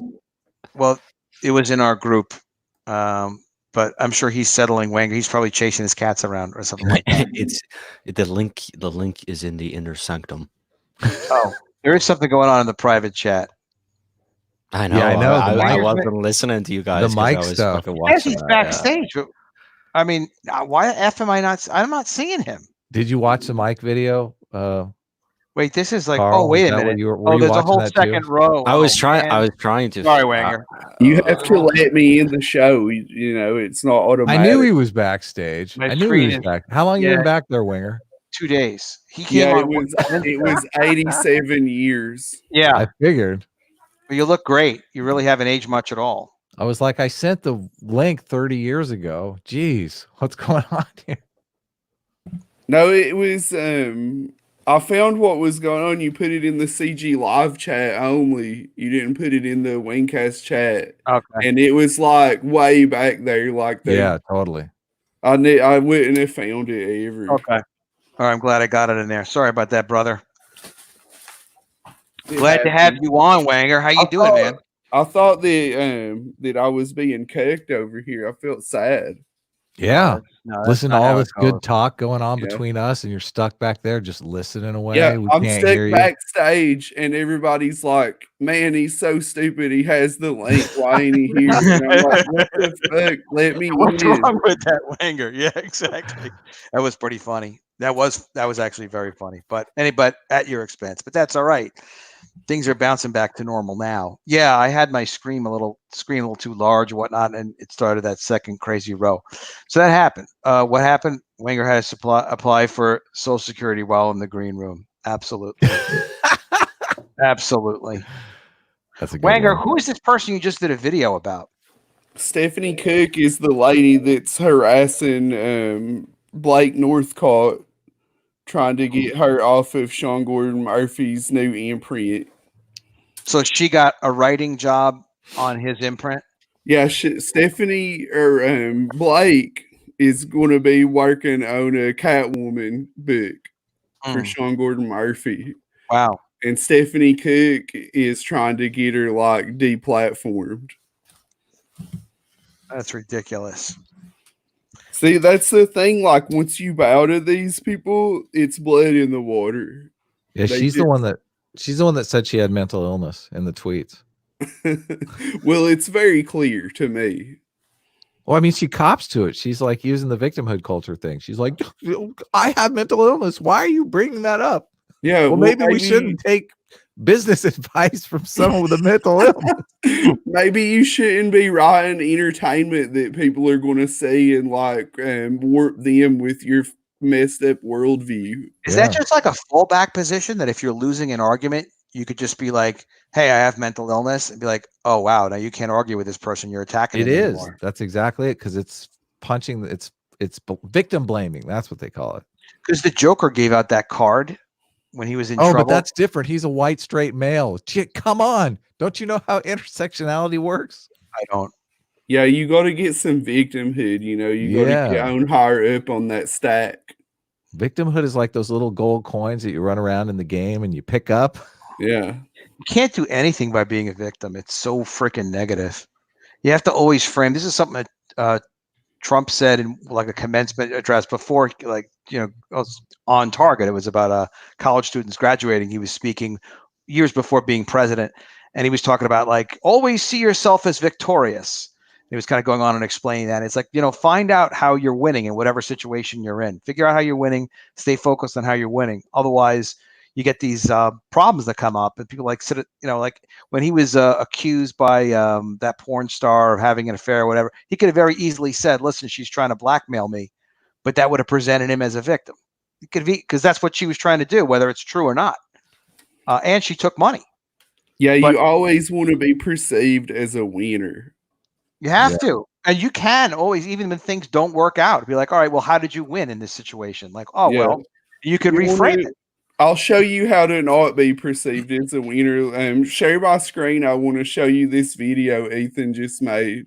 Is it like Mike video? Are we allowed to talk about the Mike video? Wait a minute. Yeah, it's just a short little clip that he made. Yeah, I want to watch this. Oh, there's Mike. Awesome.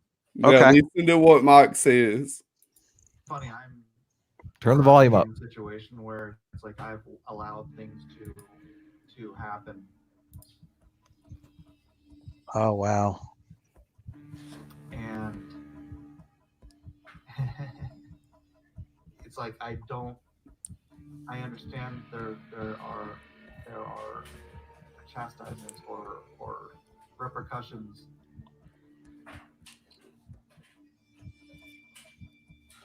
I don't expect God to get me out of certain things. I pray that That's kind of insane. Can you guys hear it? Yeah. Me just not learning the lessons of what I need to learn. Oh my God. Yeah, totally. I noticed how he says allowed things to happen as if he didn't make those things happen. Like, he doesn't even want to take responsibility for it. So, I just allowed them to happen. You were the one doing them. Oh, can we start it over louder? Because the chat wants to hear it. It really is fucking riveting. Excuse the language, but it really is riveting. That's as loud as I could get it. I don't know if there's something you can do on your end. Well, I'm an audio expert, so let me send my team out to work on it. No, yeah, sorry, Slick Rick and the rest of you gangsters. Basically, it was Mike. The whole story was told by Ethan's graphics. You can play it again, and we can just say what he says because I can hear it. So just play it again. We'll tell what he says. All right, let me get it back up. Yeah, I don't think I can affect Wenger's volume. I took it down because it's like in a private chat, so okay. I don't want to dox anybody. So don't put it back on until I'm ready. All right, it's ready to go. I'm like, what are you even talking about? Like, I'm supposed to show it. All right, here we go. Funny, I'm currently in a situation where I have to. Wait. Yeah, I don't think that worked, Adam. Let him say it, and then Wenger will pause it, and then you repeat it. Christ. No, back it up. Back it up. We missed a little bit of what he said. Back it up It's like there. There you go. I've allowed things to happen. I'm I've currently allowed things. I'm currently in a happen. situation where I've allowed things to happen. And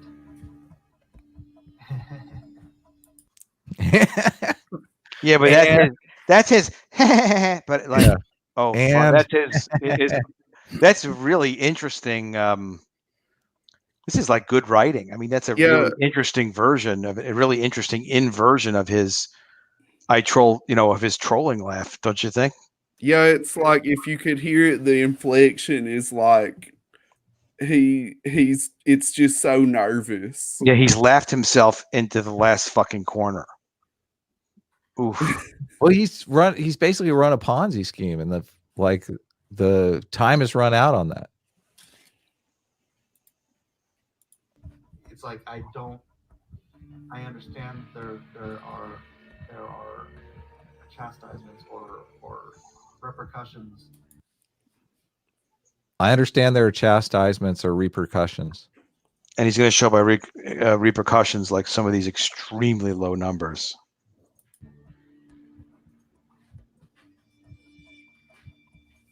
I don't expect God to get me out of certain things. I don't expect God to get me out of certain things.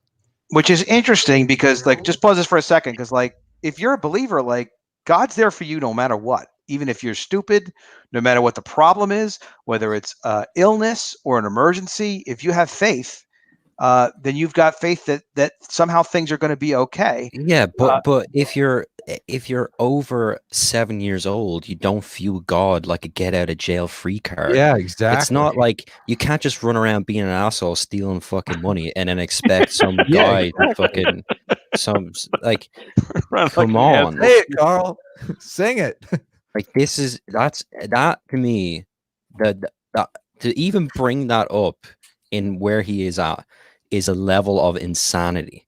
Yes. Like you can't fucking bring that up. Like, I'm sorry if I'm offending someone's beliefs if they believe that, but you fucking can't steal money from people and then promise them goods that you have to fulfill other campaigns to make and fulfill those goods for, and then expect your fucking idea of God to just pick you up out of your mess. Well, like this is a guy who has stumbled his way into fucking people saving him from messes. This is a guy that fucking he's not looking for another God. He's looking for another Ethan. That's what he's looking for. He's looking for another guy to pick him up out of his fucking mess. It's Doug TenNapel. Doug TenNapel is a stand-up guy. He'll save you, Mike. I know, it says here, like Slick Ricky says a good point where they say children die of cancer because God isn't supposed to help, yet expect God to help when they screw up. You know, that's the fucking thing. It's like, why is Mike will sit there and watch a Bangladeshi village get wiped away by a tidal wave every second week, but for some reason God is supposed to help him.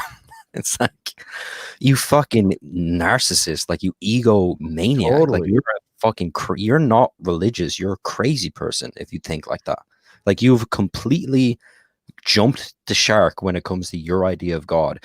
Your idea of God only revolves around you. And I'm not even a religious person, and I understand that if you have a conception of God, it's the last thing it's supposed to do is revolve around you. Yep. Totally. Yeah, for me, God is about like possibility and imagination. It's about, reaching out and just not just randomly having faith, just having faith. You can have faith in people, you can have faith in goodness, you can have faith in your ability to solve a problem if you let other people in. But when you close the door to everything, and you just start attacking people the way Mike did, we could have helped him. And I don't know what's going to happen with him. But it's also amazing. Mike. You can't help Mike. We could. No, look, I don't know what he did. I don't know what his financial situation is, but he's impossible to help because he won't ever take responsibility for what has happened, what he has done. And if he's not willing to take responsibility for what he's done, then he can't fix things. I mean, he even says this in the video. Yeah, I'm not helping Critias. I'm not helping Mike. I'm not helping any of these fucks up. But not, because but truth is, none of those it's guys are even, bad none of those business. guys are even asking for it. You know who's Carl. been 100% fucking transparent with all their problems? Martina.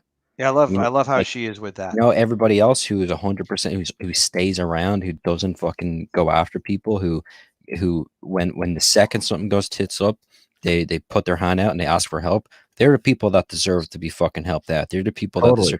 There's all these artists fucking lining up to apparently help Critias fucking finish his book for free. Yeah, and it's like, no, fuck you guys, man. Like, fuck, I don't trust any of you fucking assholes. If you guys are just gonna fucking, Critias should have fucking taken every single cent from that Indiegogo and gave it to his wife, gave it to one of his fucking kids, because they could probably budget better than he ever could. He was a fucking dope who can't handle money.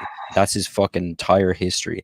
And then somehow he can't get on the fucking internet. And then when he admits to fucking the whole thing up, he's suddenly on the internet 24/7.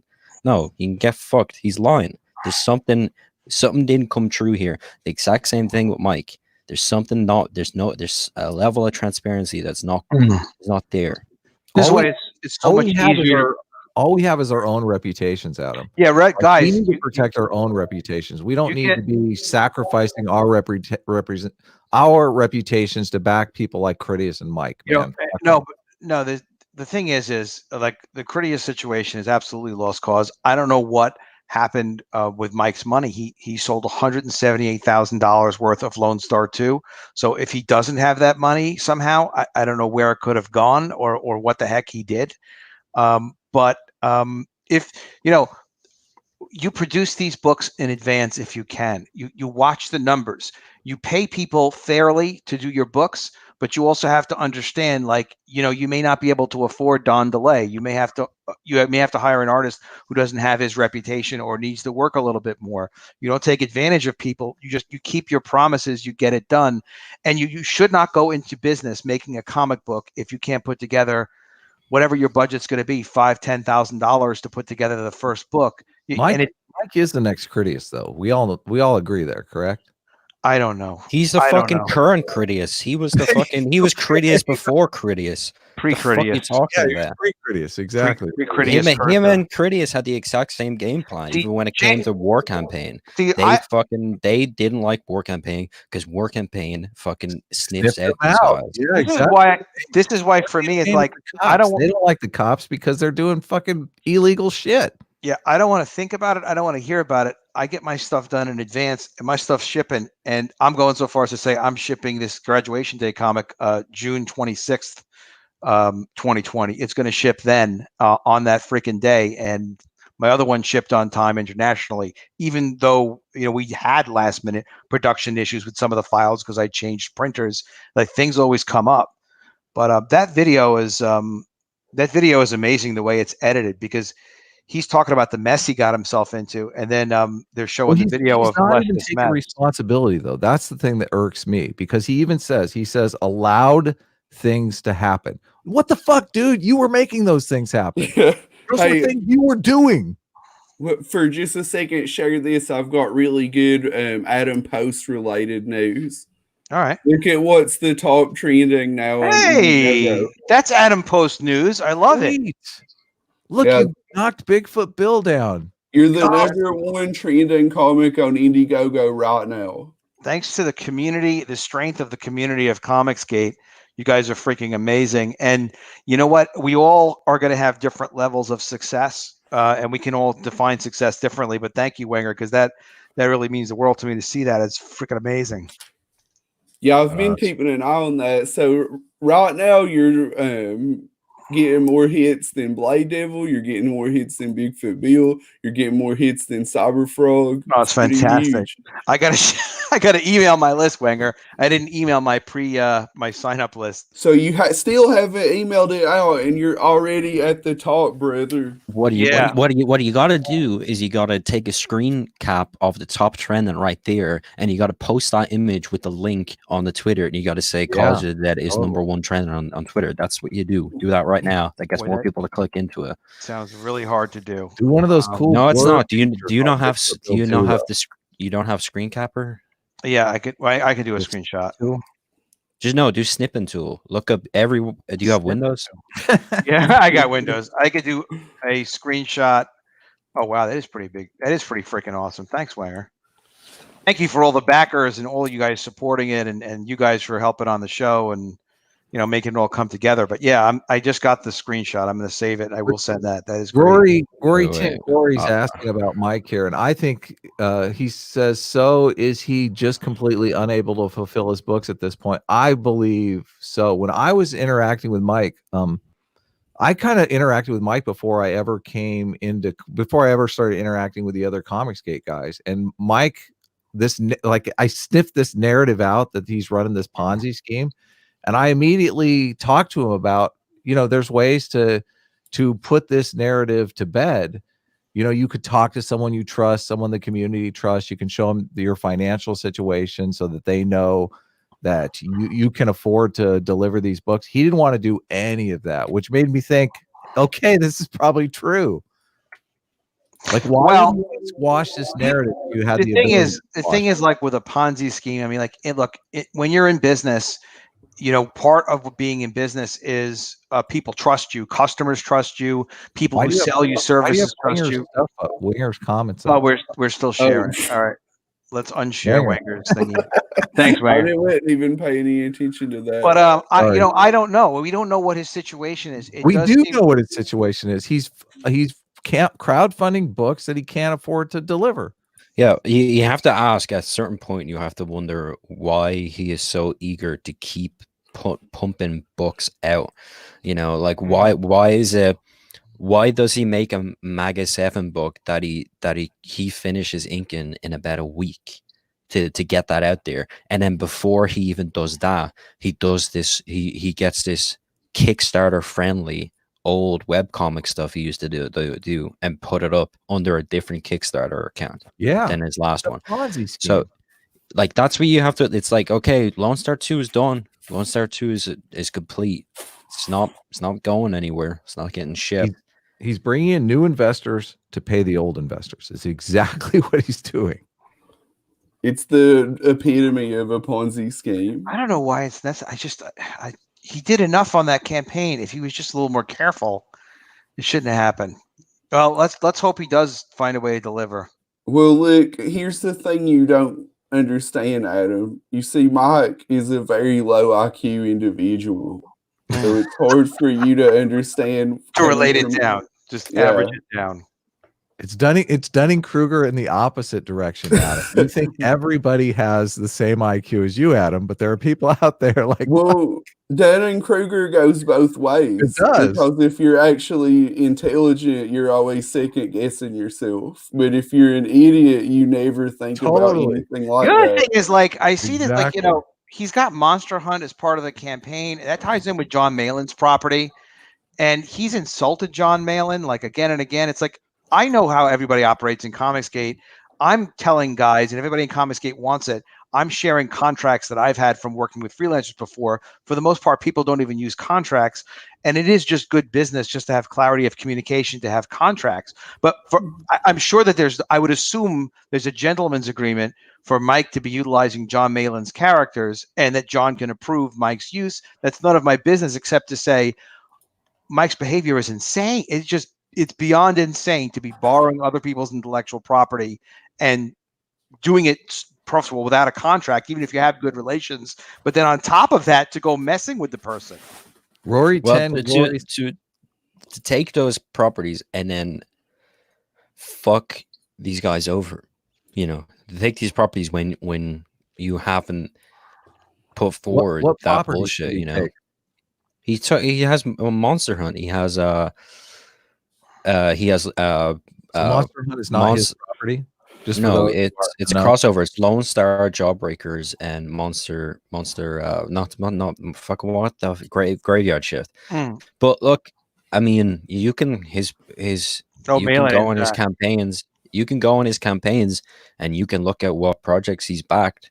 And he's never backed Cyberfrog. He's never backed Graveyard Shift, and he's never backed Jawbreakers. He might have done it under a different account, but on the account that he's funded Bigfoot Bill 2 on all these other new ones, on all the people he's pals with, he hasn't backed the characters that he used from Malin, from Ethan, from Zach.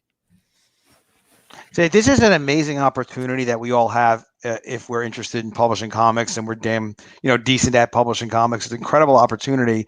But the thing is, we have to communicate with backers. We have to communicate with whoever the contributors are. We got to communicate with each other. It's an incredible resource. Like, this resource shouldn't even exist, that we can help each other so much as independent publishers, and it does exist.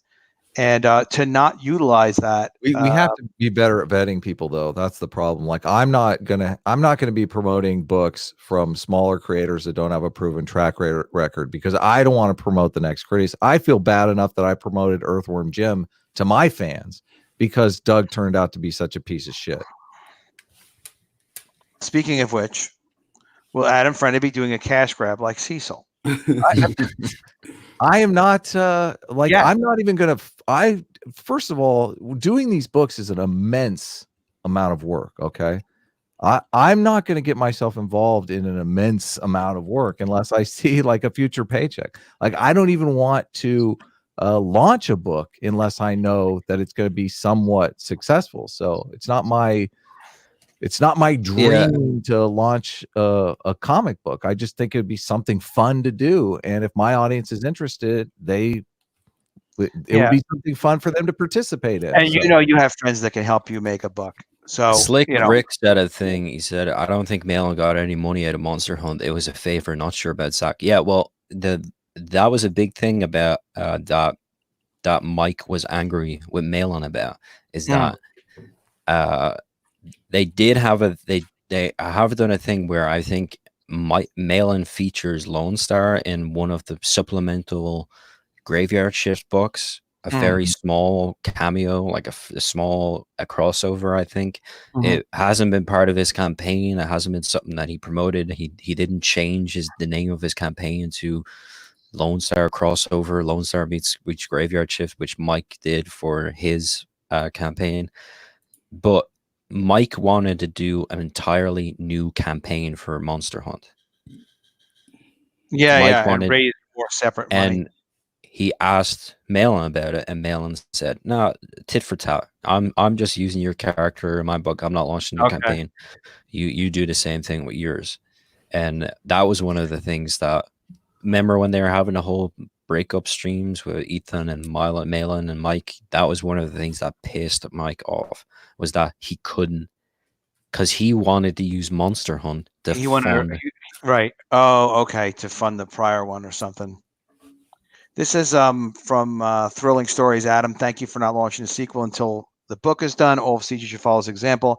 It's good. It works for me. It doesn't work for everybody, but to the extent that it's possible, I recommend it so highly, because life becomes so much easier. I'm making plans for the future now, based on this. And look, we want to do really well in this campaign. The campaign's doing well. It's #1 trending right now in Indiegogo. That's fantastic. But I don't have as many crazy things to worry about. And really, like, I don't get it. I also don't get it when you're the artist. It's like, if Mike Miller is the artist, I know it takes time to draw these comics and stuff, but like, it's all him. He's writing it. He's doing the art. So, like, he can't control that. I mean, that's just controlling yourself. Anyway, but yeah, you're welcome, man. And thank you for being supporting the book. Definitely share it. And, I appreciate your support, and hopefully you're subscribed to the channel. And there's my friend Kirk, great friend of mine. We made comics back in the day. He's helping me on a new little secret project, and when it's ready, you guys will know about it. It's going to blow you away a little bit, because it's going to be pretty damn amazing. But Kirk, great to see you, brother, in the chat. I like those colors on that avatar. Is that his project? Something? It's funny you should say that, Carl. There could be a crossover in the making. That is Kirk's character. Her name is Luxura, and she's the ultimate vampire queen. And Kirk has been self-publishing that since. I fucking know this character. I know that shit. You know her? I've seen this before. Yeah. Is he the artist? Yeah, Kirk is the artist and the That's writer. really good. Yeah. Oh, yeah. Developed out of his anthology series called Vampirotica. And Kirk, that's what I know. Yeah, Vampirotica. So she's been on Kickstarter. Kirk also, he does something interesting, guys, and he and I were just talking about this the other day. He's been telling me about this for years, and it's been successful. He sells on multiple digital platforms. He has a lot of back issues. He did 50 issues of Vampirotica and then more issues separately of Luxura. So he has digital editions of his comics that are scanned, and he sells them digitally through Drive-Thru Comics, through Comixology, through Amazon's Kindle platform, and I think a couple of other platforms. And he sees revenue from it, and new people discover it, especially international backers.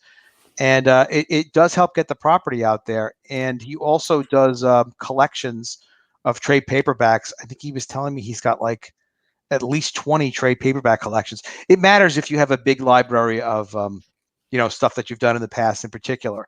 But there's ways of reaching out, and there are people that are going and they're buying digital comics. So it's not like you sell your whole comic necessarily if you're doing a big graphic novel, but it's more for us to look into and explore. Kirk is he's cool people, and he shares info, and I want to get him on some streams and to talk to us too. I think he's going to have an IGG coming, but he's also from back in the Brian Polito days, and Chaos Comics and Lady Death. He's done covers for Lady Death. He did something for Brian, I think just a year ago. So yeah, he's an interesting guy, and he's really got that head of a publisher. He knew me in my best days. He helped me launch Personality Conf. Well, my youngest days, best days are still ahead, but we did some amazing stuff together. So yeah, I'm excited about Kirk. He's cool people. So yeah, a lot of cool stuff for us to look out for, and amazing things we can do. But I've been telling Kirk about Comicsgate, and he's just like, there's a lot of guys don't know about Comicsgate yet that can deliver, like they can do stuff for the Comicsgate network and for the Comicsgate community. And Kirk is certainly one of them. Someone else had a couple of other cool comments in here. I want to say one thing about Mike Miller's situation. You know what? From having been in publishing for years and been in situations before, it was like, oh my God, we've got a lot of bills to pay and the sales aren't there to support it. What the hell are we going to do? There are problems. You go try to run a restaurant. Like, there are problems running a business like that and having overhead and things like that. There are sometimes ways to work out of them. Sometimes your printer will actually even help. Sometimes it's just a matter of like, all right, let's stop going crazy, and maybe we can fulfill in increments. Maybe we can even communicate with our backers that are going on and be a cautionary tale that winds up to actually have a good ending. Maybe we can go and we can apologize to people, be like, hey, I learned a life lesson here, and here's how I'm going to actually take care of you without a ridiculous Critias stories. And there's something else that I've had that I've told a couple of you guys privately, but I haven't said publicly, that I'm looking at too, which is like, man, there's got to be a way that we could ship some of our orders in the same box when we're shipping to people, because shipping is so incredibly expensive for backers, and it's so incredibly expensive for publishers. What if it's like, well, Mike could do his whole book, but he couldn't ship all of the orders because the shipping is just too much. That means he's screwed up and he should pay a price for that. But it might be that his book could ship along with, he's got 3,000 backers. I don't have any 3,000 backers, but maybe his book could be shipped with some other big campaign or something like that as part of a solution, so that people got their book, but it was with another book when it went. There are logistics companies that organize stuff like that. I've talked to them. It's complicated, but it's not as complicated as it sounds. So there are things we can do by collaborating together. I'm going to really try to like tighten up some of those solutions, because it's absolutely awful to think, whatever happens to Mike, it should happen to him. He should lay in the bed that he made.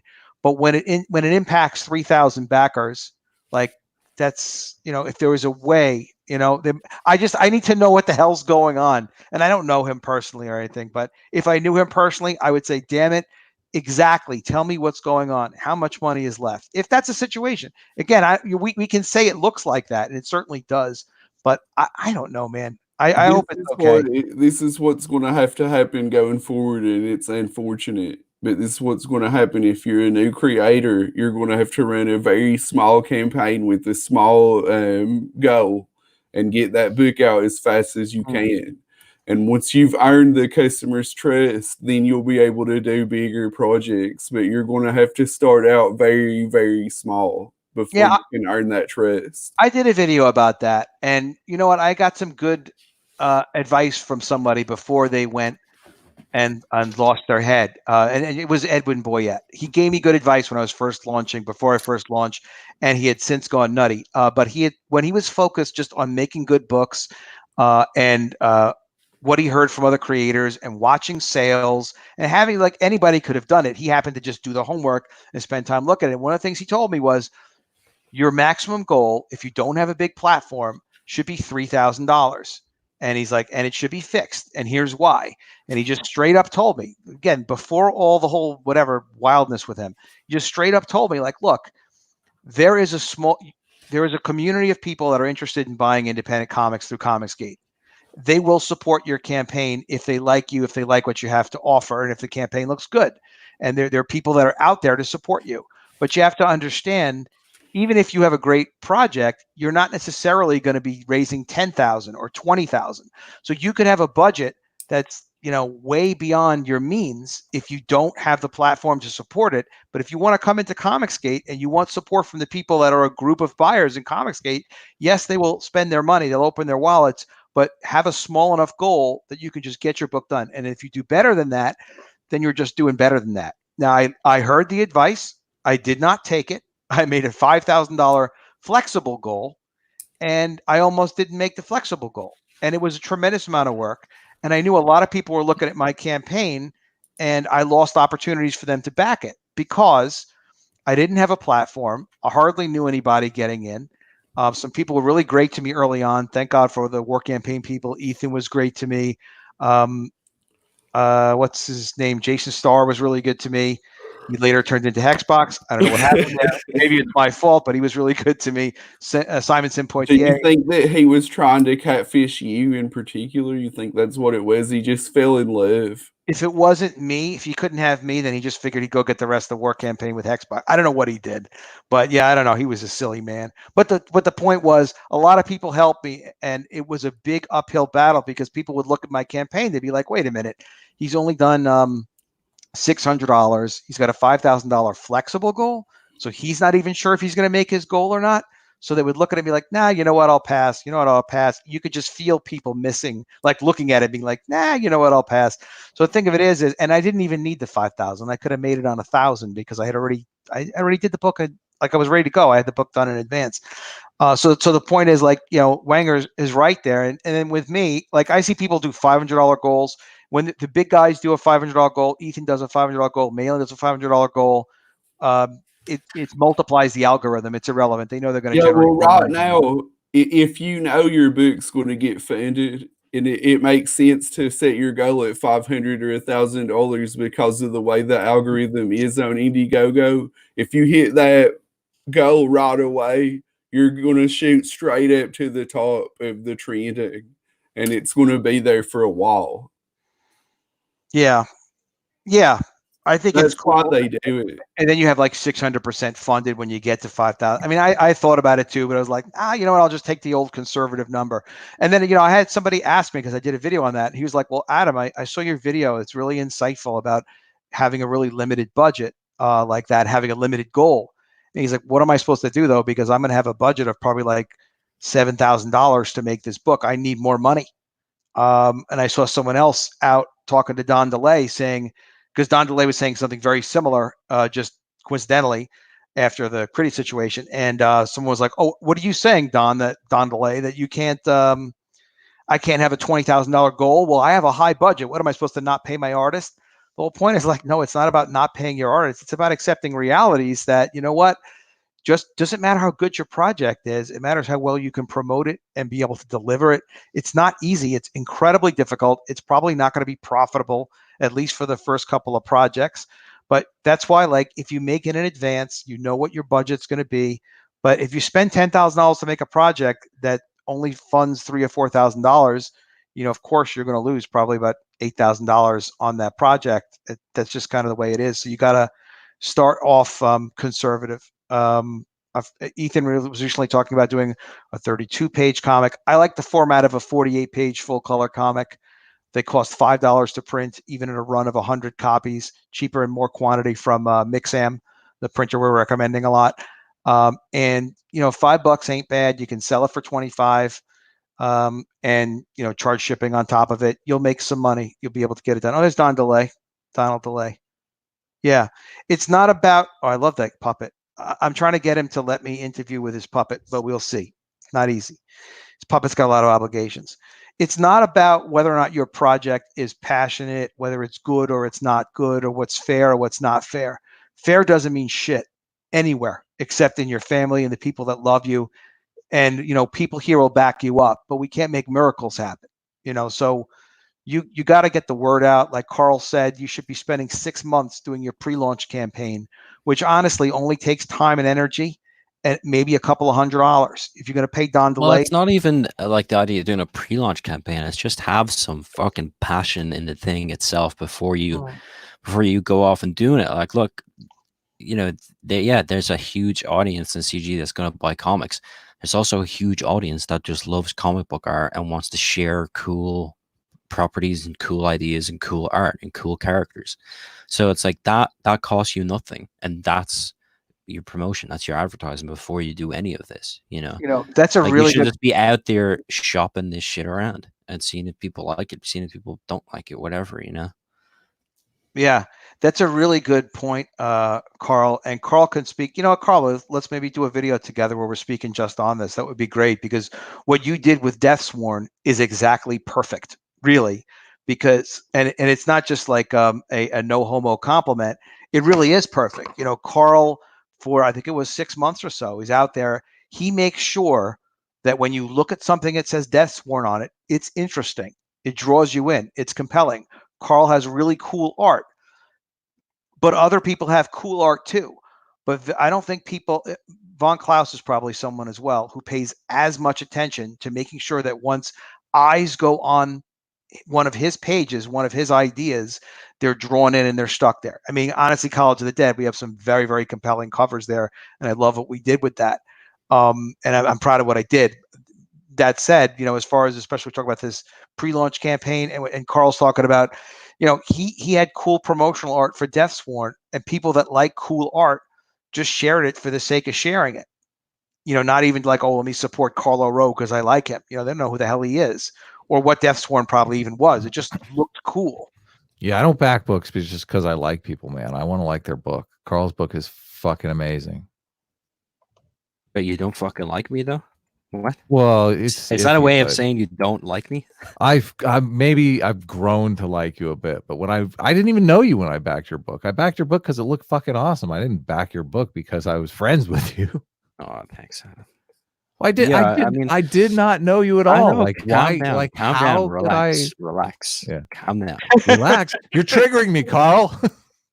You said his swear word. I am relaxed, of course. But Carl doesn't like being yelled at. He likes being the yell E. The yeller, not the yell E. He gets very triggered. There are a lot of people that I think back books because they're friends with people, and I like go for it. I don't mind at all. Like, do that. You should back books because you're friends with people. But I mean, it's so much nicer when you're backing a book because you like the book. Yeah, I think there's something to be said, like when you're a creator, especially that whole thing of like an inner circle of small friends that just back each other's stuff is exactly, that's the Kickstarter model. That's the SJW comic book model. Jerk. Yeah, friends and family. I'm backing this book. That's the reason why that's the reason why Death Sworn is like nearly 45K now, and all the other Irish crowdfunded books on Kickstarter can barely get $2,000. Dude, I had to call my bank to back your fucking book, dude. I didn't do it because I was friends with you. I did it because I want that fucking book. Why didn't you try sell some of it to the people in the bank? You should have been like, yeah, I'm buying this cool book. I'm buying this cool book from Ireland. You should check it out. I told the lady on the phone, I'm like, did you look at this girl? She looks fucking delicious. Have you seen this? I think I might have a Me Too going out, a Me Too story on my girl at the bank. Yeah, sir, we need to terminate your bank account. Exactly. Just for the association with Carl would normally be enough. They would terminate your bank account. You directed one of our female bank tellers to a porn website, an illicit pornography website. No, it's Indiegogo. I told you. Justin McClure says friends and family circle jerk. No, I was talking about what Carl's talking about. It's like they've got this SJW creator clique Cool. Kickstarter, and they all back each other's books, and they're like, "Look, we get 20K every time," but it's just all of them circle jerking each other. Totally. Well, half of them can barely even get 20K, you know. And I mean, I remember right after when there's an Irish book that launched on Kickstarter the same time I launched Deathsworn, and I remember going in and looking at the breakdown of that campaign on Deathsworn, and it was like, you know, there was like this guy was jumping with joy because he got $500, you know, and then he was like, I was broke down in numbers, and it was like the majority of people was from Ireland, and it was like 14 people from Ireland, and I was like, I was laughing my balls off because these were the same people that put me through the purity test, you know, put me through the fucking why are you comics gay, and so I was like, that's what you wanted from me, like that's what you wanted. You wanted to just give me 14 people that I can fucking walk and deliver their books to. Like, that's what you wanted. That's how much you wanted to cut me off at the knees, you know. You know, on delivery of these books, guys, and we can collaborate more, we can talk more, we can talk about it, you know, offline, other streams, whatever. But this fulfillment thing of just getting the books out and making sure we can get them out, I've seen a lot of improvement from a lot of people getting books out, and guys talking about it in chats, and they're focused on it, and we just got to nail it down, and we will, because of course delivering the book is what the magic is all about, and then we get momentum from that. You know, look how crazy over Cyberfrog people were when they got their Cyberfrogs, and how much that did for. It just did a lot for Comicsgate once people get the books. So it's an awesome thing to be able to do, and I want to also encourage us to, whenever we have a success, to please do a sequel. Please do a sequel. You know, and do it as soon as you can, because it builds momentum. And you know what, Edgar's talking here about me getting a big thing that I'm known for. If I put out the next book with that same kind of speed, like just deliver, like, oh yeah, this guy Adam delivers, that's good. You know, it's going to help sales, but it creates momentum for me, and it creates momentum for whatever other properties I'm doing. And because I tend to collaborate a lot, like I don't write everything myself, I don't draw everything myself, I'm in a great position where I have a couple of other properties that I can do like 2 color books a year based on, which is what my new models is looking like it's going to be now, like College of the Dead 3, probably for January. We'll see, probably for January 2021. But before that, I'll have 2 other books. One, The Mermaids full color book, also 48-page graphic novel, and G.I. Jackrabbits we're well on the way with. It's really, really exciting to me, a 48-page full color graphic novel. But we can generate that kind of momentum, but we just have to complete the cycle, and then boom, we can get the next one, we can get the next one, and it's exciting for the fans too. People also feel terrible when they don't get something they were promised. I touched base with Joe, and he said he's not doing anything else until he finishes Super Harem. So he's working really hard on these last few pages, and then we'll finally be able to print it. So that's coming soon. I was working on a That's thing awesome for you, Wanger, today. I appreciate that, buddy. Yeah, very me and cool. Carl got something exciting to show you soon, everybody. Wanger, You you're want still to see some of it? Huh? Yeah, You we want to would see love. some of it. If you want to show it right It's now. not the. Oh, It's yeah. not the. It's not the main over. big thing. It's the smaller thing before I do Okay. the main big thing. All right, hold on. Yeah, take a look. This is a work in progress. Very cool. This is art by Carl Rowe. Oh, there's a logo? Yeah. Ooh. This is the concept, the little scribble I did. How do I get a It's free just, logo? Well, one said it was free. it wasn't free. All right. Then why'd you paid for this? Only kidding. Oh, I like the heart. Yeah, I thought of it as like, what if Excuse you me. took like a manga and you turned it into like a Western title? That's what I'm trying to think of it. A bit of humor to it, a bit of fun, light. You also get that super, like that kind of generic super like movie fucking writing, and then you get the cutesy bubbly. This harem. is still in demand now, right? A Super Harem is. We can still buy Super Harem. Oh yeah. All right. So you just look at superharem.com. Oh my God, something's happened to Adam Friended. Good. We got He him had to dealt go with. make a B. All right, and those things happen. He's good at that. I don't know how to pronounce this person's name. Thanks for sharing that, Carl. Adam Post, have you taken a look at the IgG shipment service thing from Vassen? I'm not going to pronounce that Is correctly. it available now? I thought it was just something they were working on. Well, okay, so this is what everyone's talking about. So the Indiegogo shipment thing, Indiegogo has a partnership with a logistics company called Easy Ship. And I have researched it, and I actually sent a report on it to, it was pretty official with it. I sent like a proposal and did a video report on it for Ethan Van Sciver and for John Malin, because I think it would be substantial for Comicsgate. And I sent it to them a couple months ago, I think, at this point, maybe 2 months ago. Yeah, as soon as it came out, I started looking into it. I spoke to their vice president of sales and spoke with them pretty extensively in a couple of different conversations. So let me explain what that is since we're on the subject. What it is they have an online platform that gives us access to order tracking. So they have software for that. So you could import like your spreadsheet that would show all of your orders and all your product levels.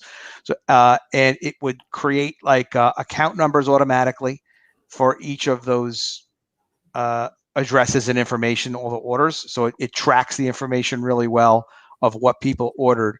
It'll also automatically merge and purge data. So Ethan, for example, ran 5 different campaigns for the Cyberfrog covers.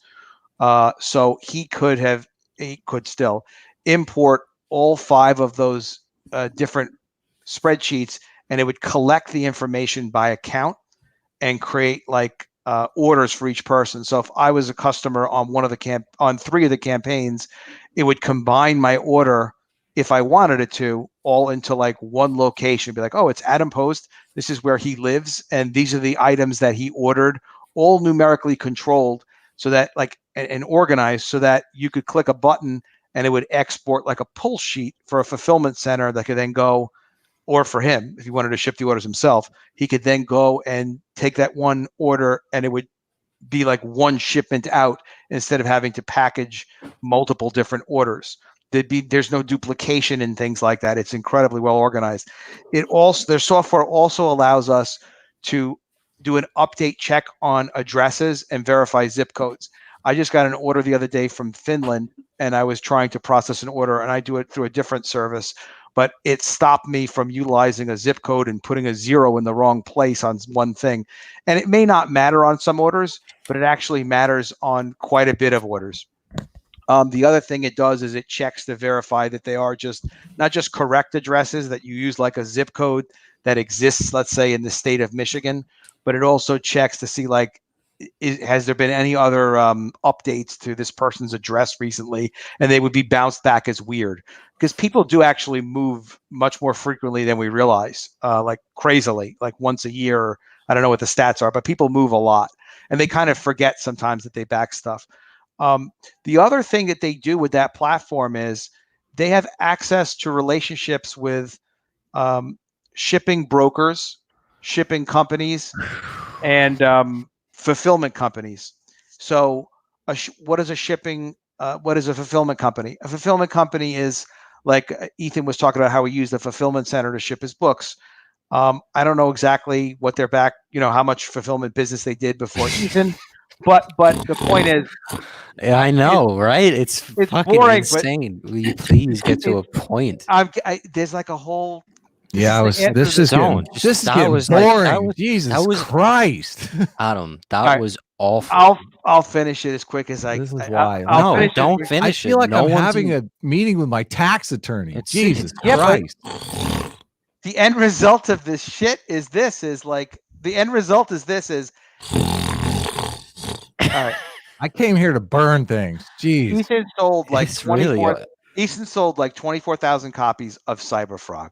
Anyway, basically, people should just turn this all over to me, and I will very generously do it, and maybe I'll charge a fee or something, because here's what the fucking difference is. The fucking difference is this. Ethan has 24,000, let's say he sells 24,000 copies of Cyberfrog 2. My motherfuckers can ship the goddamn thing in 24 fucking hours, because they handle 400,000 orders in a single day for e-commerce. So we could turn around international shipping anywhere in the fucking world. We can turn around in 24 hours. They're not going to get it in 24 hours, but it goes in the fulfillment center. Stuff gets put together goddamn properly, and then it's shipped out to the whole fucking world in 24 hours. 24 hours. Like it like immediately, because they can handle that kind of capacity. The other thing is saving on shipping is, instead of shipping, like, say, all the UK orders individually, they'll ship them all in a big fucking crate. So one crate goes over, and that cuts the cost of international shipping by like 40 or 50% potentially. So, and eventually more than one of our campaigns could be shipped in the same box, which would then cut the cost of shipping in half again, even if you're just combining two. So to answer your question, yes, sir, I've looked into it. But basically, people just, it is boring, but I'm into this logistics shit. And yeah, there's a lot of shit that can get done, and we could really take the fucking level of this up to a whole other level. But we got to decide that we all want to collaborate and, you know, get the stuff done together. That said, yes, I agree. It's boring, but that's my presentation. Everyone's using Adam's Fuel for shipping. Yeah, I don't know if I want to get into that business. It's a lot of work. It's a lot of responsibility, but I may have to talk to these guys. Anyway, long story short, yes, I've looked into her. Long story long. Sorry, that is boring. Long story longer. Yeah, that is boring. But whatever. One day we're going to be able to ship fast and cheap. Let's put it that way. Don DeLay, cool story, bro.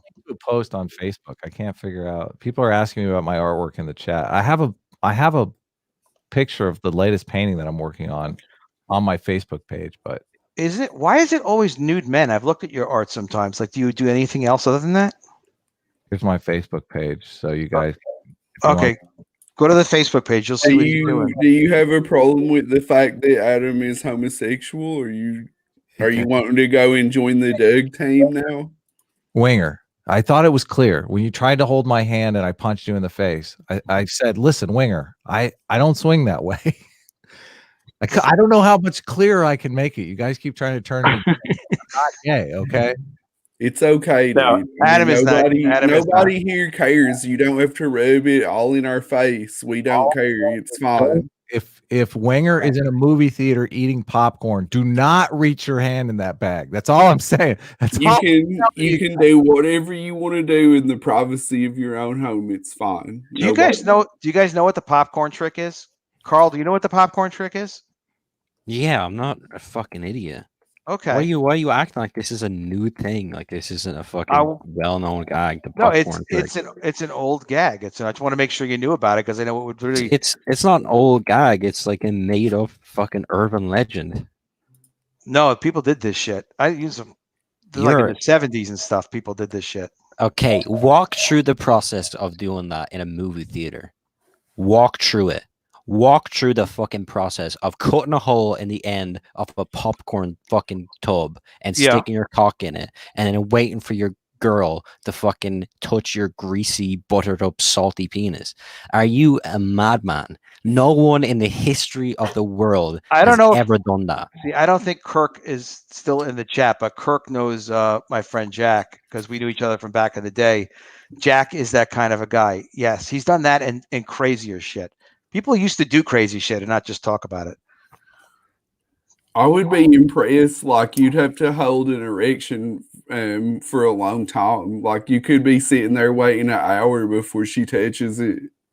It's not. It's complete bullshit. It's the same fucking urban. It's the same urban fucking myth of the guy who needs to take a shit. And he shits himself, and he's going on a train, and he has to run. He runs into the Levi's store, and he says, "Can I give me a size 38?" And the guy gives him a size 38, and then he runs into the fucking the bathroom on the train, and he throws his shit stained pants out the window, and then he takes out the Levi's out of a bag, and it's a jean jacket. It's not a pair of trousers. That's an urban myth. These things are complete bullshit. No one has ever. Your friend was lying to you. How do you walk into the toilet? Like, how do you get into the theater? He told me the fucking thing on your cock. with the tub on your cock with No, the you hole cut stick out. your dick through the popcorn tub while you're in the theater. So all right, in the darkness, How'd you do it? in darkness, beside your girl, you tip the popcorn tub upside down, you cut a hole into it, then you carefully maneuver your penis into it, and No, then you sit back. you can Or slowly what? put a You little get your carefully? popcorn. You get the popcorn from the counter. You go into the bathroom in the light. You hold it upside down. You cut a hole into it. You insert your penis, and then you walk all the way from the toilet into your seating area in the cinema. Your ticket is for, with a tub of popcorn, obviously over your cock. No, you're overthinking this. Yes, you're You way. just put a little slit in the bottom and then you stick your dick in it. It's really simple. Yeah. And if the slit's tight enough, What I'm thinking is, how long can you hold an erection with hot popcorn on your boner? That's what I'm saying. Like, There's only one way to tell. you have to make sure the slit is really tight, Winger. That's the point of the tight slit. The tight slit is awful. There's no way you wouldn't be able to, unless you stuck your prick in when it was hard, and then the It's slit, made the out of fucking the paper, tightness of the isn't it? slit cuts off your blood so that it stays in there. No, That's the no. only fucking way. That you can't do a tight slit like that. It would fucking cut your cock up. Do you understand what the fuck people used to do back in the day? I mean, this guy went to Vietnam. He like really did. Like they Yeah, used to if do he fucking crazy fucking shit. fucked They'd- and cut a Vietnamese prostitute's ears and wore them as a necklace, I'd believe you. That's more believable than the popcorn trick. The popcorn trick is literally only for gags. It's a bullshit gag made up for fucking TV shows. That video would go viral if you did that. You should totally do it, Carl. But Carl's not going to do the popcorn trick. Wanger probably is going to do it tonight. I mean, Wanger's like, no, this is real. I got to show Carl. This will be on Wangcast. Make sure you follow up with us next Tuesday. Mr. Big says he does it every weekend. Wait, is that in the chat? Yeah. So there you go. There's proof right there. But it's already fucking super dark, and you can get away with a lot of shit in the cinema, in a packed cinema, without anybody fucking seeing. You don't need to go through the hassle of a fucking popcorn trick. It's bullshit. Anybody who ever said that they did that lied. What about the So people? you're calling Mr. Big a liar? That's a lie. The fucking Saturday. He probably did Ethan it always twice tells today. this story about some comic bro he knows that shot himself and he got the Levi's jacket. Everybody has heard that story. Everybody's told that story. It's a fake story. It was a story that was made up. What? The guy fucking how do you run into a Levi's store smelling of shit with shit running down? You know what else I've heard? I've heard this story 100 times. I've heard it from so many different people, and I've heard it from every other country. Grant Morrison taking ecstasy and shitting himself on a plane to a convention. Everybody tells that story, and they always change it to fit their convention. You go anywhere in the world, people will tell you, I was at this convention before, and Grant Morrison came over, and he was wearing a white suit, and he took ecstasy on the plane over, and he shot himself. Everybody, I've heard people say that about cons in fucking America. I've heard people say it about cons over here. It's bullshit. Well, every legend starts somewhere. It has a kernel of truth. Interesting. That's a good point.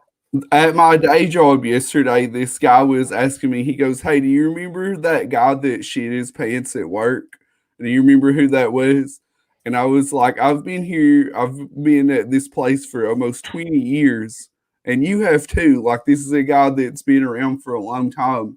And I said, how would I remember one guy that shit his pants at work? Like, at this point, we all have at some point. And if you're going to tell me that you didn't, you're a fucking liar. You did shit your pants at work at some point after 20 years. There was you come into work, you didn't realize you were sick. You trusted a fart and you shit your pants. I know you did. It happened to you. It happened to anybody that's been at the same place this long. And he started laughing and he was like, yeah, that's true.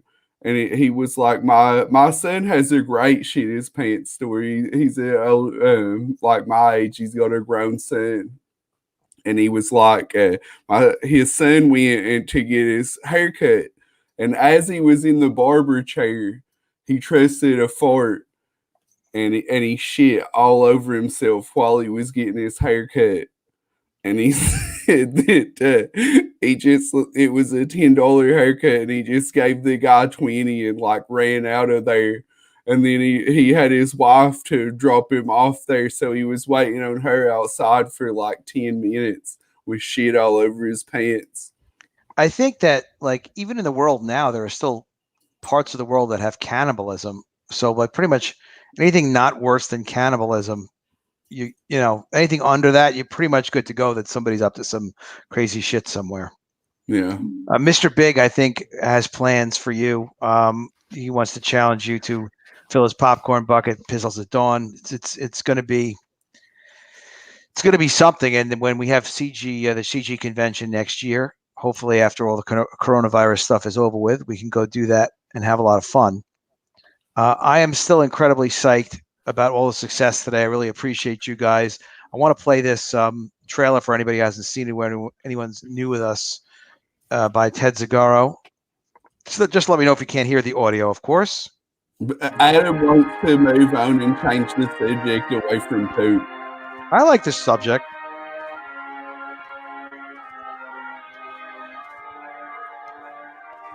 Oop. Is that graduation music or is that? Yeah.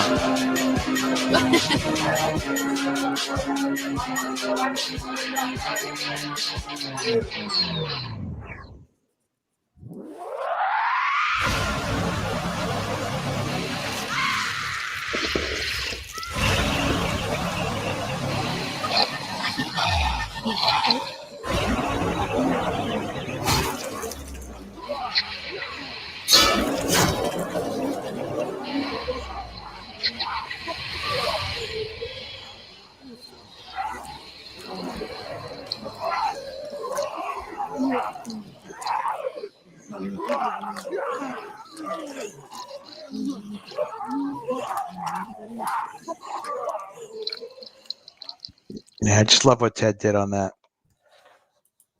Guy knows his stuff, Ted Zagaro. Get smaller, YouTube.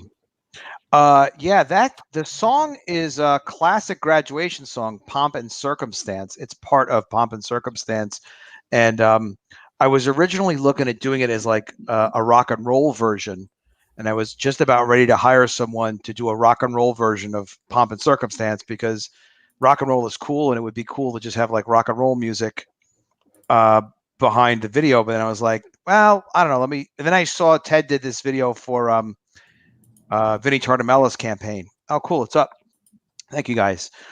So I got in touch with Ted, and he was like, well, let me see what you got there. And we started talking, and he managed to just do it short. And then he composed that other separate part that's kind of like a party song version. And then he came up with the timing for everything else too, which is really cool. Yeah, I could see how people get lost in doing these like promotional things, because you just like spend hours and hours and hours working on these things. They're just like, you know, who knows if people are going to like it or not. But thanks for the feedback on the trailer, guys. Oh yeah, Joe King. So Joe is I think going to do some work with Ted. So you'll see from Joe with Slaughter Squad future things from Joe. Like, yeah, Ted just did amazing stuff. And Jeffrey's to talk about that glitchy video style. Yeah, he knows the effects and the timing and all that other stuff. Ted actually edited music videos and stuff too, so he's got really a strong sense of that. Did you send out your email? No, I can't do that. Well, I got to concentrate while I'm writing something. So I mean, I could turn it over to you guys and come back in 5 minutes. But well, you haven't even tweeted out that you're #1 trending. Yeah, I sent you the image. I sent you the screen grab. Oh, did you? Yes. You're dropping the ball post. Oh my God. I need people to do these things for me. You gotta get this information out there. Let people know you're #1 trending on Indiegogo. That is big. All right. I'll do it right now, gentlemen. We are number one. Okay.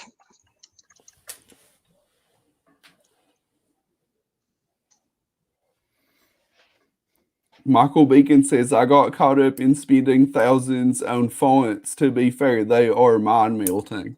Definitely, that's the first thing you want to do is get lots and lots of fonts. Yeah. At least 30 before you start a book. Don't buy fonts. Your letterer takes care of the fonts. Don't buy fonts. You can also, Antonio was yelling at him. He's like, dude, you can go on the Blambot website, pick out any fonts you want. And fonts are free. Like, what are you doing? How are you spending all this money on fonts? Well, not all fonts are free. We made our own font. Ones. It's awesome. Nate Pinkos runs the Blambot web site, and he has a ton of great fonts that you can get for free. I would recommend giving him some money though, because he's a good guy, and it's nice of him to give us all these fonts for free. Yeah, you want to? Go ahead. If you're not actively involved in the design of the book, then I don't know why he was buying up all these fonts. He was indulging himself way too much, and he's a fucking idiot. If he had pocket lint, he'd fucking spend it. Yeah, I've heard you say that before. Dope. It's freaking true. It was just super dumb move what he did. He'd fucking burn his kids' money. He's a fucking dope. Critias, that is, we're talking about. Very, very, very disappointed in him. Very disappointed in him. And we know for a fact that Mike burns his kids' money. Burns his kids' comics. Yeah, there's evidence of it. We've seen him do it live. Burns his kids' money and burns his kids' comics. Yeah. Donald says Blambot has free and pay fonts. Comicraft has pay fonts. The Joe Mad font is $75 damn. Maybe that's the font that he bought that's so expensive. He wanted to be Joe Mad. Just doesn't make any sense. You can go on Creative Market. You can go on all these shit and you can buy the different licenses and shit, you know. But yeah, I mean, there's plenty of good fonts available on any bullshit site, like on any of these. Actually, spend the money on lettering. Hire a letterer. Let them do your book. Well, Clip Art Studio comes with some pretty nice fonts too. Really? My one fucking had fuck all fonts.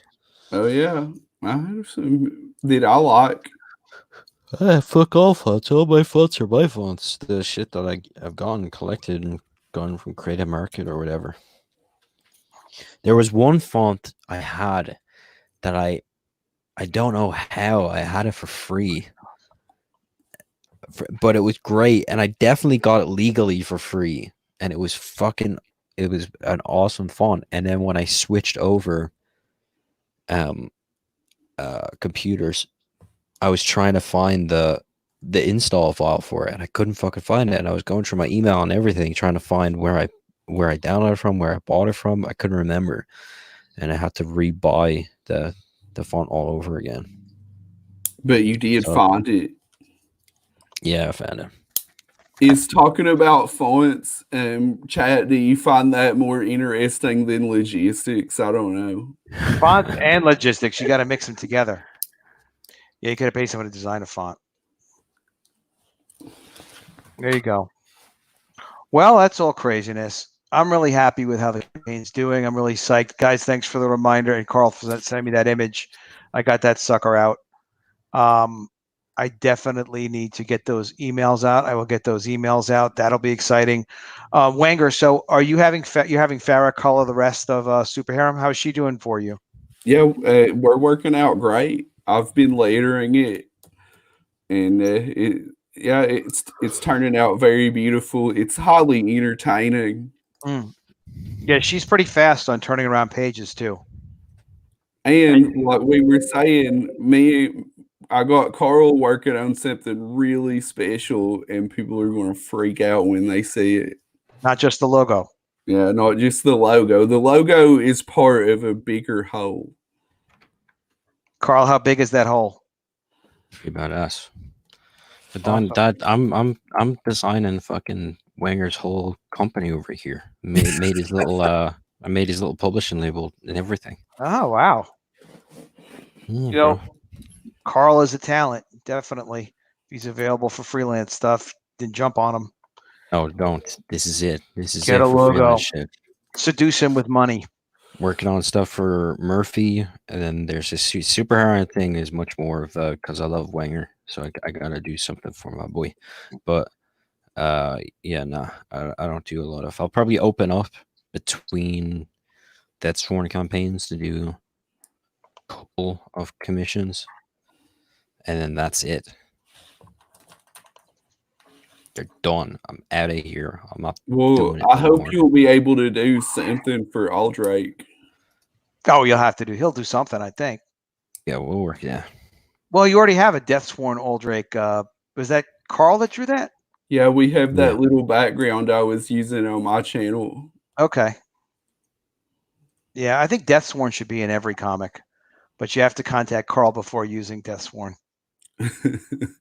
But you can, if you want to put Sammy Sandwich Hands in your comic, you can do that for free. He is Comicsgate public domain. Is he? Yeah, he's the greatest character ever made. So everybody put Sammy Sandwich Hands in your comic. He can do anything a sandwich can do. Feed somebody. Well, Yeah, everything else. It seems like that's the only thing a sandwich can do. Where he can do everything that a sandwich can do. I remember back. I remember back in the day when you were pitching that on to Naples show, and I remember to Naples sort of like laughing it off, like, "Oh, this silly thing," and I was legit like, "Dude, that is as fucking ironic and non sequitur as literally every single one of your characters, Doug. Like, what are you talking about?" Well, I don't know if Doug ever knew, like, if he ever got the joke. Like, I guess he thought I was some kind of weird rube. He doesn't realize that what I'm doing is like 8,000 layers of irony. Can people eat his hands? Yeah, his hands are Subway sandwiches. Mm-hmm. And that's why, because he has Subway sandwiches for hands, he can do anything that a sandwich can do. Imagine if I actually emailed the people that want to back this book. I mean, that would probably have been a good idea. Email them, you fucker. All right. Yeah, you can take over. Yeah, you guys take over. Shut up for a second. Let Rover take over. All right, I'm gonna go on stop cam. I'll get this email out because it's damn ridiculous. That is important for you to do. All right, I'm gonna do it. Even if I do it a little bit wrong, Carl can yell at it, so that'll make it better. All right, we're going over to the other computer. Wanger, what the hell have you been up to today? I've just basically I woke up, I went and ate a Whopper because I had a Burger King gift card, so I ate a Whopper. And then I came home and I saw you doing this, and then I sit in your green room for 20 minutes while you talked about why I wasn't in the show. That was great. Freaking Wanger, he can't even get into his own, Yeah, and I'm like, I've done everything I can possibly do. So at this point, well, you do have my cell phone, so next time you call me, like, listen, F-head. Justin McClure says that you're a lazy slacker when you're trying to make money. Gotta hustle. Gotta make that money. Gotta make that money. Yeah, you need to be talking about that you're #1 trending. Like, you need to make that known all over. Like, shout it from the rooftops. I gotta get on a rooftop. Shout it from the rooftops like a Korean barbecue owner in the LA riots. Yeah, rooftop Koreans are badass. You ever get taken down by those, friended? You're in LA. Did you get hit by one of those guys? I was I was around for the LA riots. Yeah, it was crazy, man. You go to the grocery store and the line would be all the way down the aisles. Did you ever get hit by a Korean sniper? grocer? No, Korean sniper. No Korean sniper got me. Yeah, I managed to avoid that.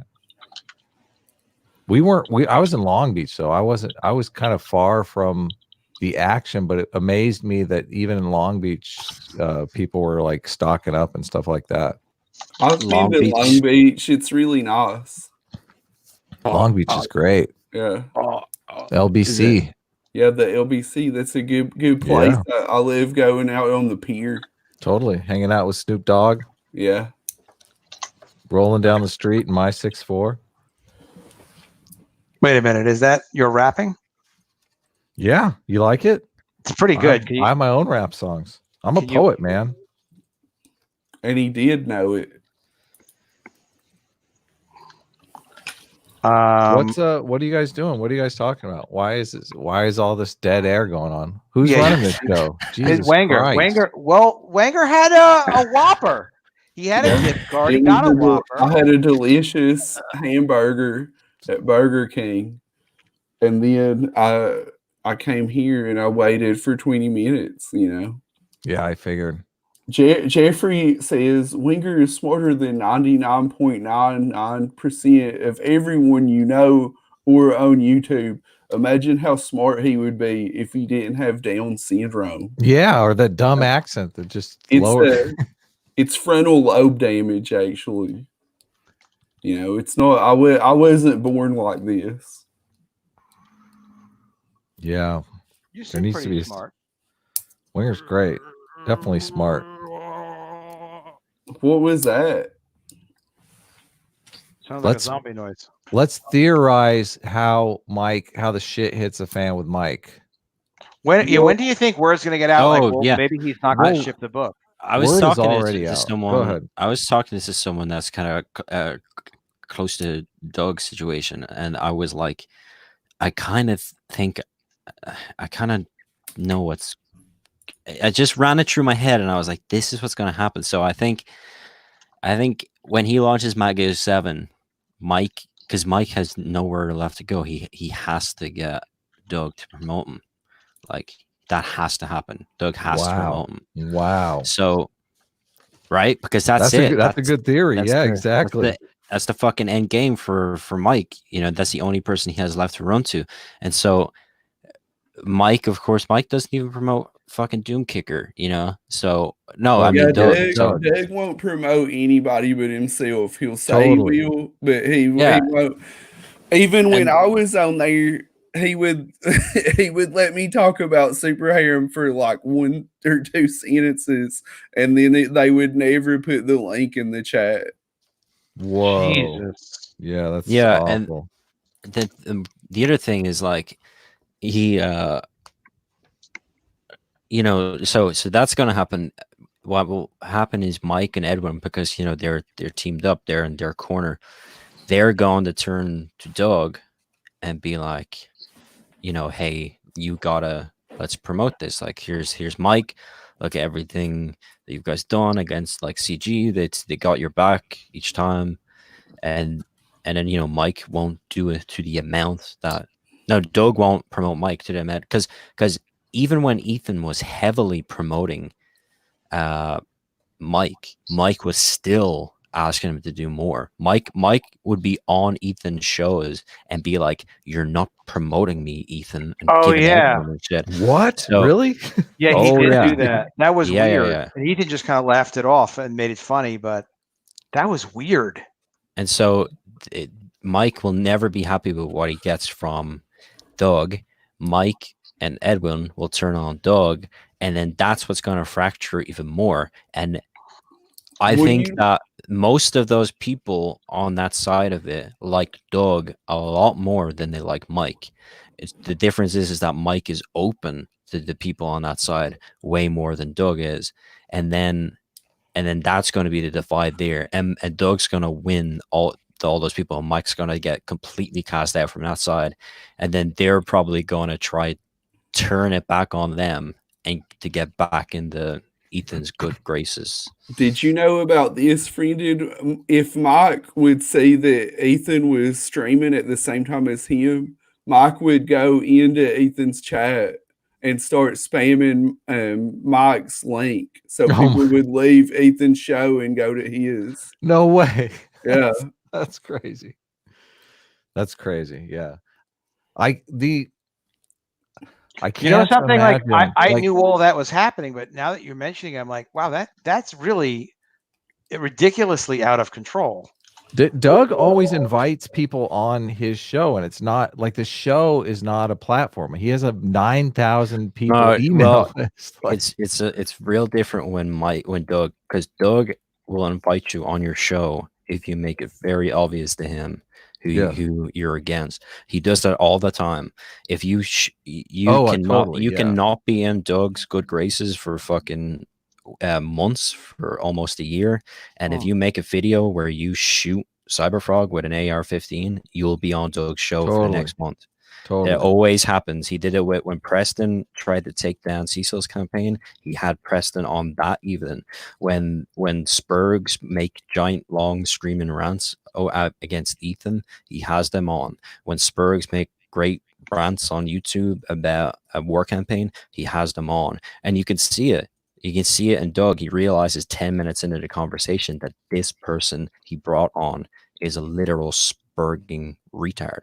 Yeah, like, he uses them like human shields. Like, they're the ones that do his dirty work so he can keep his hands clean. Yeah, and then it's the pat on the back, like, hey, oh, hey, good work there, Preston, you fucking weird, gammy-eyed fuck. But are these people so dumb that they don't realize Doug's only platform is the fact that he can send an email to 9,000 people? Like, being on his channel is nothing. Like, his views, he gets 300 views a video. If you're on his channel to promote your book, no, he only got 300 views because of that drama.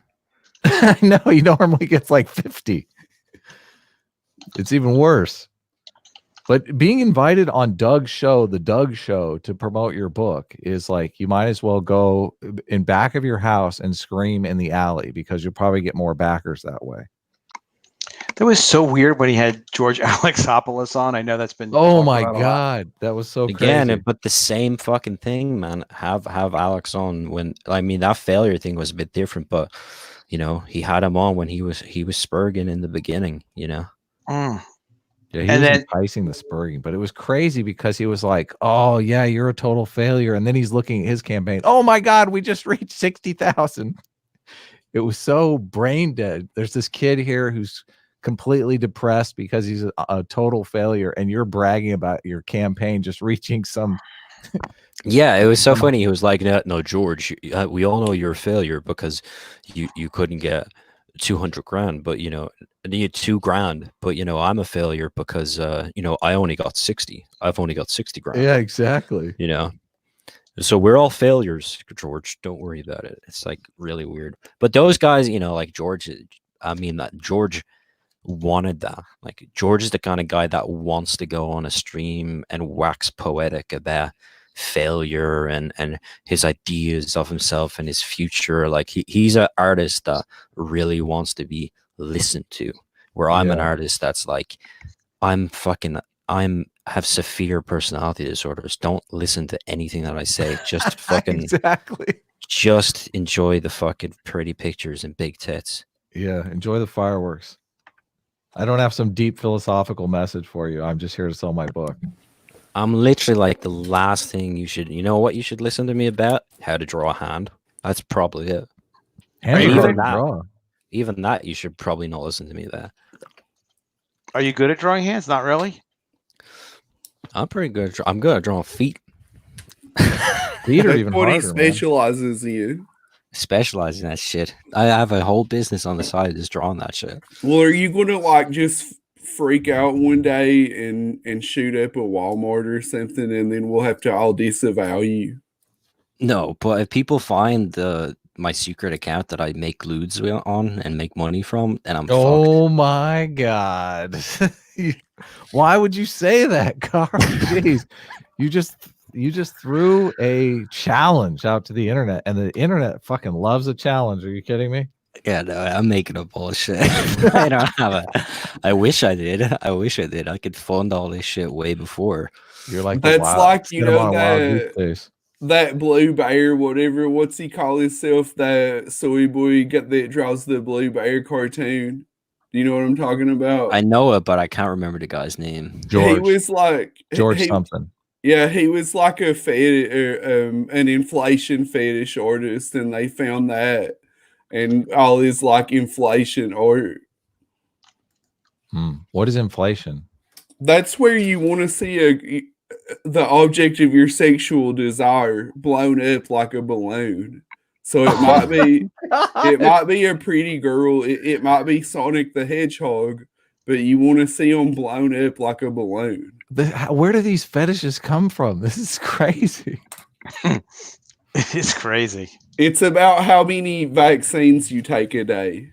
Oh, okay. If you're shooting at polio every day, you start to want to see people blown up like balloons. Crazy. So we ending the stream now, Adam? It sounds like you're no. You guys just talking while I'm actually doing this email. It's almost done. I'm like 2 seconds away. I was actually just going to read it and take most of the typos out before I send it out. So I think, I think the mic thing is the next thing to blow up. Do you have Carl's theory seems right on the money? Do you have a date? I guess it's when the Meg launches, because I don't know that the Meg is going to do very good. I don't know that Doug is doing Wait, MAGA. MAGA or yeah, Meg? MAGA. Somebody MAGA, brought Meg. up this thing, MAGA thing, the other day. Like, that's not going to make it through Kickstarter, and I hadn't even thought about that. Like, no, but well, that's he's launching on Indiegogo. that's what you don't realize is that's why he had launched that other book on Kickstarter, because people were saying that it seems like he can't launch another Indiegogo because he already has two to fulfill. Oh yeah, that's true. So he has 2 Indiegogo campaigns to fulfill.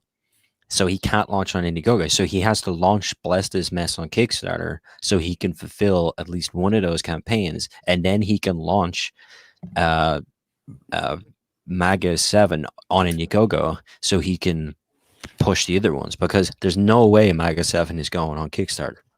The guy's name I was talking about is Tom Preston. It also goes by Andrew Dobson. I just found it. Yeah, Dobson. That's a fucking name that I know about. Dobson. You know what, though? I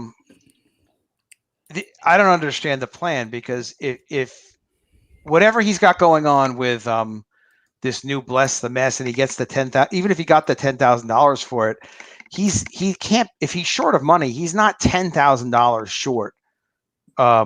He's like, $60,000, something substantial.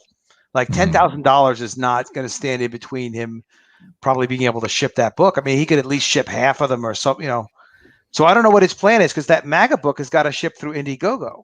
It's got to go on Indiegogo. They're not going to run a MAGA book like that on Kickstarter. Just this talk totally undermines his ability to raise money. And this is what I was telling him when I was talking to him. I was saying, you've got to put these rumors to bed if you want to be able to continue doing crowdfunding campaigns. Like, you have to find someone that the community trusts, and you have to share your financial situation with that person so that person can vouch for you, like, and say, he's good, we're good here. And he won't do that. So it makes me think sooner or later, like, it fuels speculation. Yeah. Yeah. I hear what you're saying. Yeah. I don't know. You're sitting there going like, look, those books, there are books that are finished and ready to go, as far as I know. So you're sort of kind of sitting there being like, well, that's weird. That's weird that he's not putting these out there, if they're ready to go. And like he said, they already said MAGA 7 is already done. It's completely drawn. It's already done. He hasn't even launched it. It's done.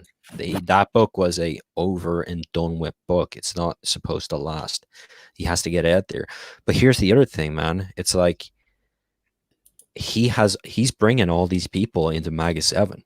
He has to make sure his fucking nose is clean before he launches that, because he has Crowder, Dean Cain, a bunch of the anchors from Fox News. He has all these personalities in this book, and he has to make sure his nose is clean before he launches that. Wow, that's a high stakes scenario, man. Wow. So how is he? What was going to do that? Like on what? Like what solves that problem? That this Bless This Mess couldn't have solved that problem. That wasn't going to do like, $70,000 or anything like that. Well, yeah. Look, where did? Because you have to think about it. Where the fuck did Bless This Mess come from? All this time he's promoting MAGA 7. Yeah, no, right. And then he comes out with this. Like, why? How could you even distract yourself with that? He needs the money. That's it. That's why he's distracting himself with that. Well, he has to do something, and everybody just made fun of MAGA 7 because it's super cringe.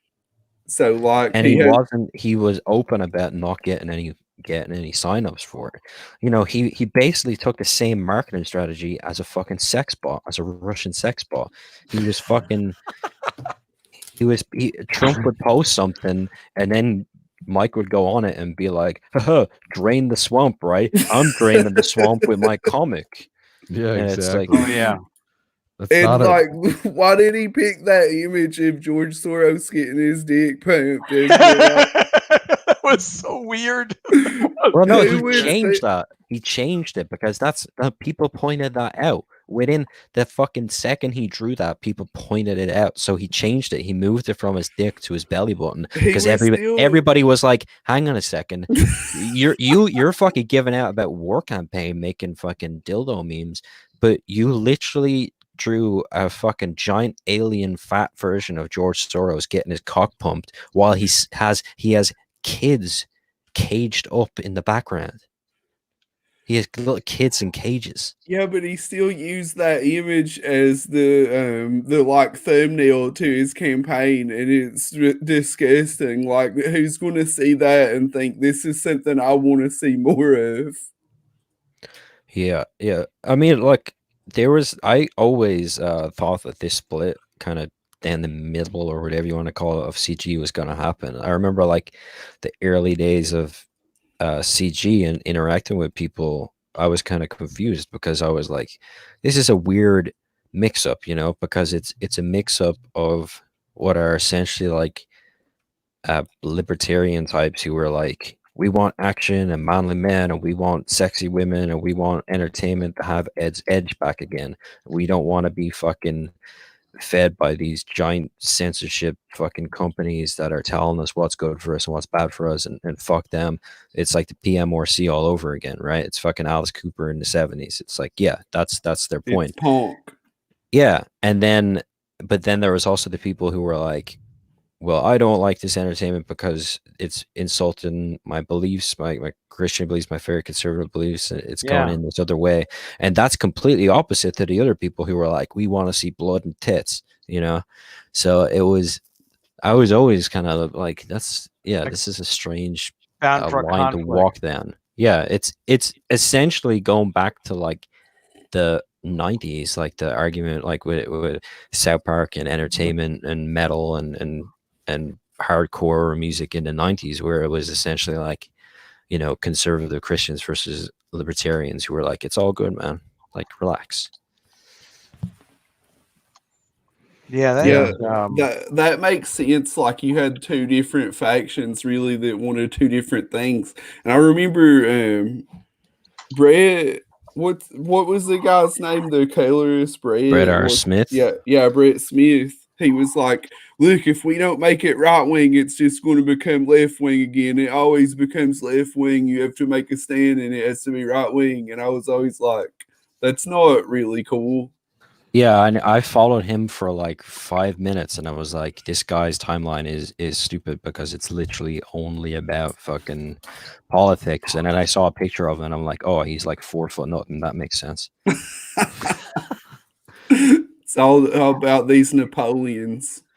Yeah, and it's like, it was funny because how he advertised himself was that he worked for Marvel DC before, and I was kind of like, isn't that antithetical to what you're trying to fucking break into now? Like, saying that you work for these giant horrible conglomerates that fucking are against all your values. Yeah, you're not an indie at all. You're not someone who's coming from whatever, really deathsworn, like from the heart, like, this is my project, this is what I'm doing. Unless you're going to say, I'm going to leave Marvel and DC because this is what I've always wanted to do, and they will never fucking let me do it. Like, all right, cool, then you're a cool guy, let's see what you have to say. But yeah, more of the same is not what people are looking for. That much is true. That we know. Guys, you'll be shocked, but I actually sent my email. No, you did. Holy shit. Yeah, I sent my email. I was very proud of myself. I did it. I sent a message to the prior backers of College of the Dead who have been very interested in getting this cool comic book. And it got there as well. And it got Carl's awesome screenshot in it. And that's what the teamwork is all about, you guys. That is what the teamwork is all about. Did you send it? What platform did you send the email through? Did you use MailSimp? He did, guys. He did. Let me answer Friend's question first. When you say what platform, Diego, this is all I'm looking for. Someone just needs to occasionally tell me I'm doing a good job, and I appreciate that. You're doing an okay job, but nah, Friend, you're like, how can I mess it up for him? He's doing so effing good today. Yes, I'm having a wonderful day. You guys have made it great. You guys in the chat, even Carl. I mean, Carl is just for today, but everybody's been effing amazing. Bro, people will be clipping this stream in about 2-3 months. I'm CG Nostradamus on this fucking show, asshole. On this mic stuff. What have you predicted? Oh, the mic. Oh, your mic stuff was great. Your mic assessments were great. I mean, when he's burning that comic, when he's burning Cyberfrog right after Doug had a blow up with Ethan, I was looking at it too, being like, all right, so if I just burn this comic, then that means that I can get Doug's approval and be able to use his mailing list. It's like, Doug's not going to do that. Doug wouldn't do that for someone that he liked or was interested in. You saw what he just did. It's also illegal to do that shit with mailing lists. That's what people don't understand, is that the reason why when you sign up with any mailing list service, you have to give them your full address is because there's different laws applied to spam in every fucking country. So you can't just give someone your download. No, it's but what fucking illegal. No, you should trade lists like that. That's true. Yeah, the only thing you can kind of do is you can say, "Hey, my friend has this. Hey, my friend has this project. You can check it out. Sign up over here." That's all you can do. And Doug has never done that in his life. I'm Doug Snaple, the creator of Earthworm Jim, and this. I think you should back this project by my friend Mike S. Miller. It looks really interesting. I'm backing it now. Yes, you could totally. But Doug is never going to do that in a million. Well, if we keep saying Doug is not going to do it, maybe he will do it. But you also can't do it with Mike, because what's he going to trust if Mike isn't going to be clear with him? He can't say he already has one fucking book that there's been no fucking updates on that he's attached to. He's going to attach himself to promoting other people that fucking there's no updates, there's nothing for. Look at fucking, I like Elliot, man, but look at his fucking he ditched fucking Twitter, which is to avoid criticism. That's why people get off Twitter. And look at Elliot's Instagram, man. I like Elliot, but he's literally doing everything to avoid drawing fucking doom catcher. What's a doom catcher? Doom kicker? Doom fist? Or no, that's Doom kickers. Doom kickers. Doom kicker. You look at that fucking Instagram, and it's like he's painting pictures, he's making t-shirt designs, he's doing everything but the work.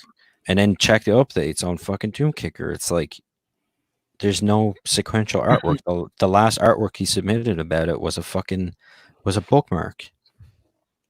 Are the incentives slightly wrong on Indiegogo just to keep the book in demand for longer, as long as you're selling it? Because as soon as you go down to deliver, you're no longer selling it. What you mean? Right. What do you? Yeah, that didn't make sense. Aren't the incentives kind of to drag your feet and stay? Like if you're making a monthly paycheck off of Indiegogo because you're in demand and you're selling books every single month, what is the incentive to finish the book and actually? Oh, okay. Well, you could keep selling it after you ship the book. That's what I did, and it doubled the backing. So okay, so you basically overprint your books, you leave it in demand, and you start fulfilling orders to the people who actually ordered it. If you want to do that, yeah. I'm not doing that. I think that I want the ending to be fucking explosive. I want the ending to be like launching it. I think that a lot of these campaigns work better when you have a shut off date and you can build excitement for the next thing coming out. So yeah. Well, everybody else, a lot of people starting out this thing, they're doing different stuff. So if you have enough to overprint the run and you can keep that store open while you're promoting other projects and getting on with people's shows and having people buy your thing, then you definitely go for it. Then go for it, but I think that tactic should change at a different point. I think for me, hopefully my one isn't going to drag on too long because I'm getting through the colors and I'm going to be back on Ashcan after the colors. But I definitely want to, like, I'm going to treat the closing like the launching. I'm going to try get around to everybody's channel and do something for the closing before I shut it down and get the orders in. And then that's a good way to drive orders as well. It's like, this is your last chance. Like it's over. Yeah, well, it's not only that. It's like, yeah, there were people who backed, 4 months ago, but now there's people who will back and they'll get it in like 2 weeks, Yeah, exactly. Those are going to be your happiest customers because they're slackers, which is totally wrong about how society should Well, not be. everybody stays in demand and stuff like that. And you can, like everybody backing today. Thank you so much for backing College of the Dead. You're part of the foundation that, it's going to create momentum for the campaign because you're backing it, because you're tweeting it, because you're talking about it and you're supporting it. It's huge for College of the Dead and for me to be able to do more comics in the future because I will produce more comics. There's no doubt about it. Doesn't even matter what the campaigns do, but I'll be able to do more. I can't keep doing comics unless we're going to sell enough of these things. We make some money. We made some money on College of the Dead, which was on the first one, which was great. But yeah, I like the idea of, in demand is like a web store. Hey, Adam, refresh. They're saying that you just made a lot of money. It must have been from that email, Oh my God. The email. The email was a good idea. Oh yeah. Well, thank you so much, brother, for it's little things like Carl, like being like, hey, one of you guys, Wenger found that it was trending, right? And then Carl was like, well, here's the freaking JPEG. Go do it, man. Oh wow, you're halfway there. Yeah, you're halfway there, dude. We're halfway there. We're definitely making this thing.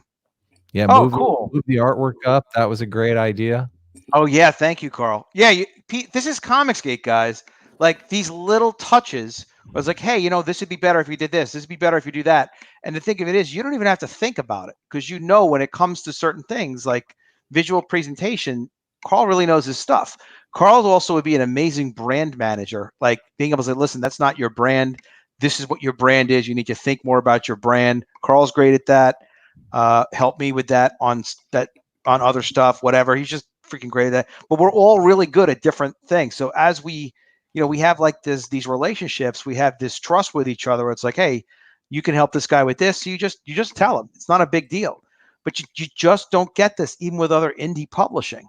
It's because we're really all about Comicsgate that we're also like into supporting each other and having us each do well. I mean, it's just an amazing thing. And we're all getting there, and we're getting there just faster and faster and better. And this guy, Raging Golden Eagle, is a freaking amazing guy. Who knows what he's going to be bringing to Comicsgate already. He's helped a lot of people. Yeah. I've recommended a few people. I'm gonna head out of here. All right, brother. Yeah, we're not going to go too much longer, but thank you so much for all your help, Wenger. You're real appreciated. Sorry I kept you waiting, brother. No worries, man. I appreciate you. Yeah, take care, Wenger. We'll see you later, soon, man. I just saw a tweet. Comics Villain wrote a question. He says, to all comic creators, why do you want to make your story? And then Critias replied to it. Oh no! You want to share your screen? Let's take a look at it. It'll be a laugh. Well, I'll read it out. I don't want to share it, but it okay. says, I do it because my goal is to be the greatest storyteller. Whether I achieve it or not is something else. But there's something about stories that carries me to unknown worlds in which I must explore and share with everyone else. It's like, first of all, Critias, your whole fucking head, you already live in an unknown fucking world, right? Your fucking head is up your own arse. Whether you achieve it or not, you're definitely not going to achieve it. You're definitely not. Yeah, you have to be realistic about your goals. You really do. And you have to have a real concrete plan. If you want to be the best at anything, you're going to be suffering for your art. You're going to be suffering for your work. You're going to do that at the exclusion of other things. You have to put a lot of time and energy into it, and just keep going, and it's thankless for a long time, until you get in with the right group of people. Like Carl tells us, his group of people, artists that he was around, they were not on his level. Not even in terms of quality, just in terms of like they didn't have their head in like, let's produce something great, and they definitely didn't appreciate each other's work. Well, no, I have a friend who he submitted it. They're kind of a bunch of friends. We had a friend that they're doing this indie book together, and he submitted the cover for it, and it's about guys. It's kind of like going through dungeons or whatever, and so there's like the main character, and then there's like this upshot at a hole in like the ground, and a rope ladder coming down out of it, and I'm like, that looks like the inside of an asshole. Like that looks like the inside of a shit canal with light coming through it. And I kind of feel like I need to reach out to the guys and be like, you have to edit, you have to change that before it goes to print. The cover is a guy's head and the inside of someone's shithole. Yeah, but the problem is, are they going to listen? Because a lot of these creators, you give them advice like that and they don't want to hear it. So after a while, you just shut your mouth. Yeah. I'm also like, but those you guys never really. I'm like, I'm gonna criticize him when he gets it done, so that it's fucking bitter. It's harsh. Well, keep your mouth shut, Carl. What are you talking about?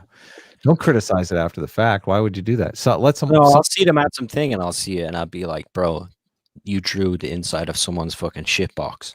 Yeah. On your cover, on your comic book cover, with a fucking light shining through it. I try to reach out just out of kindness. Most of the time people don't want to hear it, and I have to do it, I don't know, for my own sanity. But I know you are risking making an enemy, because nobody wants to hear their book is not perfect. Nobody wants to hear they've got a giant asshole on the cover of their book. Yeah, giving advice is really tough, and you really can't win giving unsolicited advice. You can't. It's amazing. And first of all, like, someone's not open to hearing it unless they're asking. Yes. Or you have a really good relationship with that person, and know that they're just missing a detail. Like, hey, Adam, did you send that email out? Like, what email? Yeah, exactly. So it's like, you'd be saying, fuck you. I'm not moving that graphic to the top. It's perfect where it is. If I was sitting here myself and not on a YouTube show, I would have thought like, well, I bet YouTube sent that out, and it would have been like 5 days later, I would have checked my email because I'm on my list somewhere, and would have been like, wait a minute, I never got an announcement. And it'd be like, no, that's ridiculous.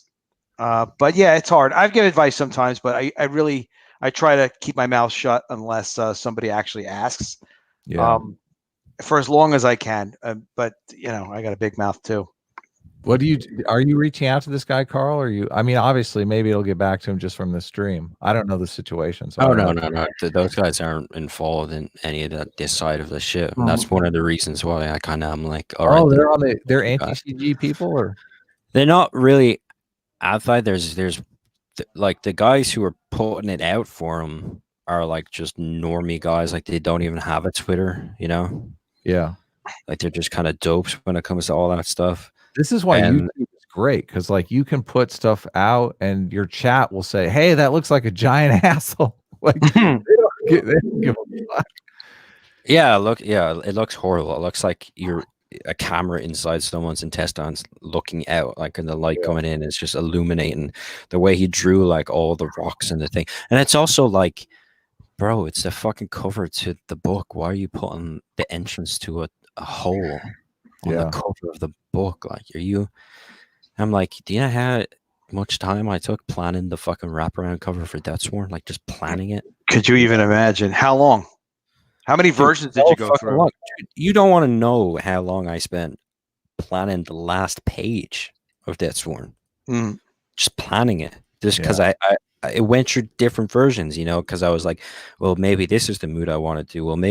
Well, I kind of want it to be more epic because it has to be this great giant finisher, but he can't look like he's in control. He has to look out of control. So, but he kind of has to look tormented. So it's like this whole jump around the place act that you're like, how do I get this right? Yeah. No, it's And tough. who have you gone to people for feedback on achieving that kind of stuff? I send almost everything to Vaughn. Okay. Yeah, Von Klaus, Monster MD. He has And great honest, sensibilities. looks like an asshole or not. Hmm? And Bond's honest. Like some people won't give you honest feedback. You can't get honest Well, feedback. it's more than that. He also knows exactly what I'm going for. Sure, You know? totally. Yeah. Like Yeah. there's guys out there that I know if I send stuff to, they'd be like, "Oh, why don't you do this?" Or "Why don't you do?" Or there's just guys. Everybody has their own kind of brand that's influenced by their personality, and like I see some shit that people send into the groups or whatever, and they're like, "This is the new idea for the book," and I'm like, "Okay, you need to be." In my head, I'm like, "You need to push that a bit more. Like you just need to push it into that iconic arena. Like get more comic booky with it, push it out there, you know."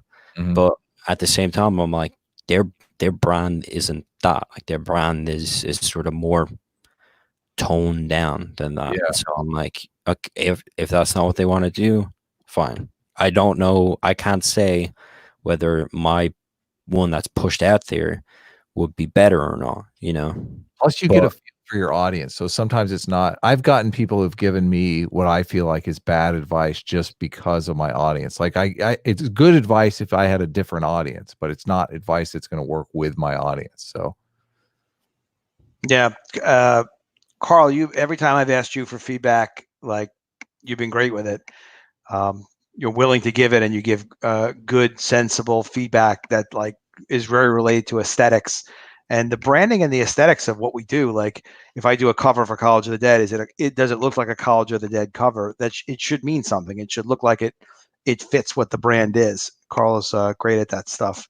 Yeah, it's good for people to share stuff. If you share it, you see us on Twitter. If you want to ask us a question, when available, we'll answer. And then, if it's an open forum like that, we may or may not say certain things. But, mostly I find people are really willing to help out and give feedback. And, obviously, if you look at what Carl has done with Deathsworn and you like how things are presented, then you ask him questions in that context. And if you look at things that I'm doing and you're like, well, Adam seems to know a thing or two about this or that, or whatever it is that you think I might be good at, we could find something, I'm sure. Right, Carl?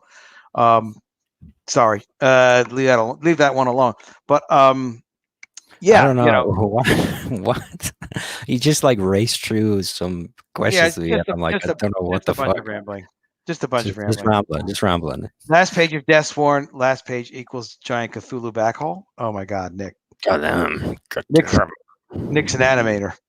Nick's an interesting guy too. And I already have I know, like I knew what the last page was going to be, and I know what the last page of book 2 is, but it was just when it came down to it, the way I was originally going just wasn't the best sort of big epic thing I wanted to do with it,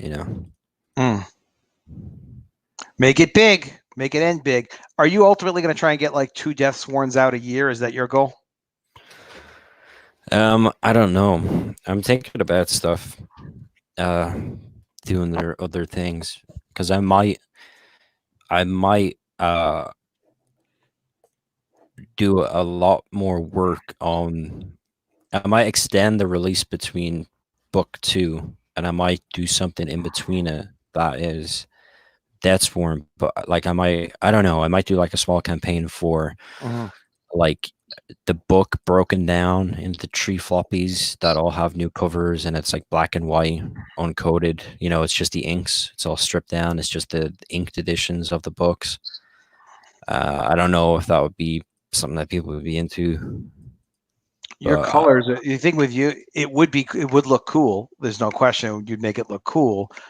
But, going back to your Carl approach to things like your Deathsworn brand, beautiful fantasy, way out there, interesting color is definitely a big part of Deathsworn. So to do Deathsworn without the color, what's weird too is then people see a book and they think that, okay, that's what this is. Whether it's they see the physical book or they see an ad for it, and it's just like, all right, well, then they understand that the property is based on what they see. So I think a Death Sworn 2 is going to do twice as much as whatever Death Sworn 1 does. I can't make promises, but people know it. They're aware of it, and you'll do so much more in the initial launch in dollars because it's so freaking cool. And Comics 8 really is geared mostly towards artists too. It's just like an artist image comics kind of deal, and you fit it so freaking well. So yeah, I have something to think about. But you could almost do a black and white. I mean, you already have the black and white stuff, obviously, for Death Sworn. But you're going to have a tendency to want to do more than just 3 covers. You'll have a tendency to be like, well, let me stick an extra. No, because I would. Well, what I would do is I'd break it down. So I'd break book 1 down into 3 chapters, which it already is because that was originally the way it was going, and then I got fucked over, and then I went Indiegogo with it. And I prefer doing the big books of it, but I just thought, it might be a cool thing for people to do these, Obsidian editions or something, to call them something cool. Yeah. Just be black and white, like cool. I really love black and white art printed on uncoated paper. I just think it looks fucking great. And I did when I was testing printers, I did a test print of that exact version, and what might be interesting, Carl, is printing those rather than as floppies, making it like a hardcover black and white book with like silver foil for your logo. I don't know about black that, because cover. one of the things I want to do, and I want to try to keep consistent, is for Death Sworn, each arc is going to be 2 books, like fund these 2 books for each arc, and so the plan is now, like, you're going to have Death Sworn book 1, Death Sworn book 2, and that's going to be the first arc, and then there's going to be Death Sworn the Black Hand book 1, and then Death Sworn the Black Hand book 2, and then it will go on like that, and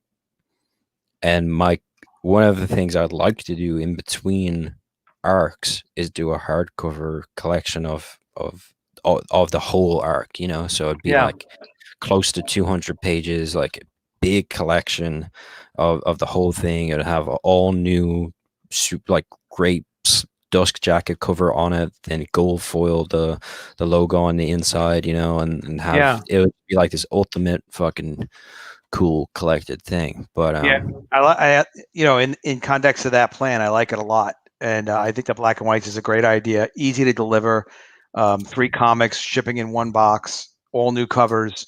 All the Carl fans will like it. Even if you'll do 10, 20,000 on it, it's profitable, and it'll keep you going through the sequel. Getting to the sequel, and people will love getting them. Yeah, and it doesn't have to be huge. It just has to be something that's in between, Yeah, you'll make a little money as long as you're not doing, like you're saying, you're not going to start focusing on other people's work so much. Oh, that's cool. So this was like the test print I got. This was just to see the printer I was going to go with at this time. Can you make it full? I'm trying. It's difficult. All right. If I click on your head, it'll do solo layout. All right. Hey, I got to run. I'm going to get some. All right. Yeah. Go eat something, brother. Thanks for being with us, Adam. It was great having you. And we'll talk badly about you when you're gone. Take care. Don't savage me too bad. No, just a little bit. And the way you like it. Later, brother. But yeah, so I was going to go with this. This is just the first 20 pages of Death Sworn, and I printed it all out in black and white. Well, it does look cool. Uncoated paper. It's like uncoated paper, so it feels like almost like a manga. Yeah, that is really cool, Carl. And I just think it's a cool sort of. It has all the lettering is taken in, and if you can see, like, there's cool effects to get the gradients on the letters. It's like I'm adding the screen tone things in black and white, so it is like another. It's not just stripped down. It is kind of presented in a different kind of format. Would you also cool end pages? Would you make the color version available too, like a second printing of the color one or something like that? Of floppies? Yeah, in that listing, when you do that listing.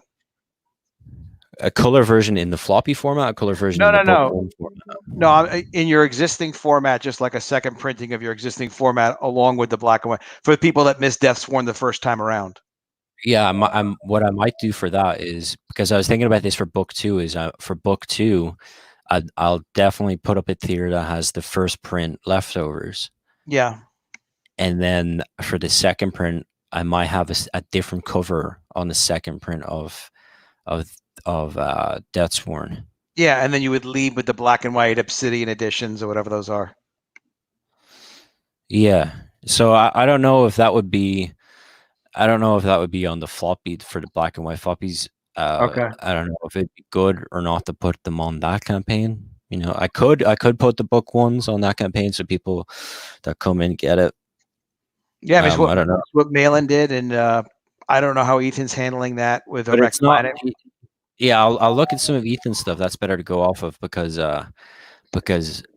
Malin stuff was definitely book 2, you know, and the black and white editions won't be book 2. They're just the Yeah. book 1 broken down into these tree floppies. They're gonna have all new, super cool covers that take different parts from the stories, and Yeah, yeah, I think what you can look at too, Carl, is when you start building the campaign, if it looks confusing, then you can be like, no, I definitely can't do this. Like if you start adding things in that are like, all right, people, it's hard to understand what we're offering, you know. yeah. But I'm gonna let you get some rest, brother. It was really great being with you on this stream. Thanks for putting the time in and the energy in. No joke. Although you know, of course, I hate you, and we're gonna fight constantly online, and I'll do, you know, like we do. But now, man, it's been great. Thanks for helping me with the email and all that other stuff, getting stuff launched out.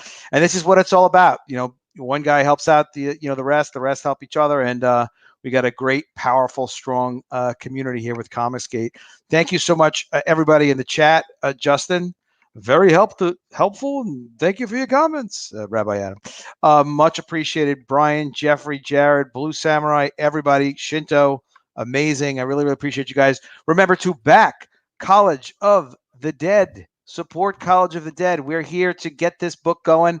A lot more cool books to come. Share, retweet, back when you can. Spend all your money. It would be freaking amazing. Let people know about it. And again, we did this together. Trending #1 on Indiegogo. So we're going to let everybody know, and they will be jealous. It's just us, just the Comicsgate crew for College of the Dead did that.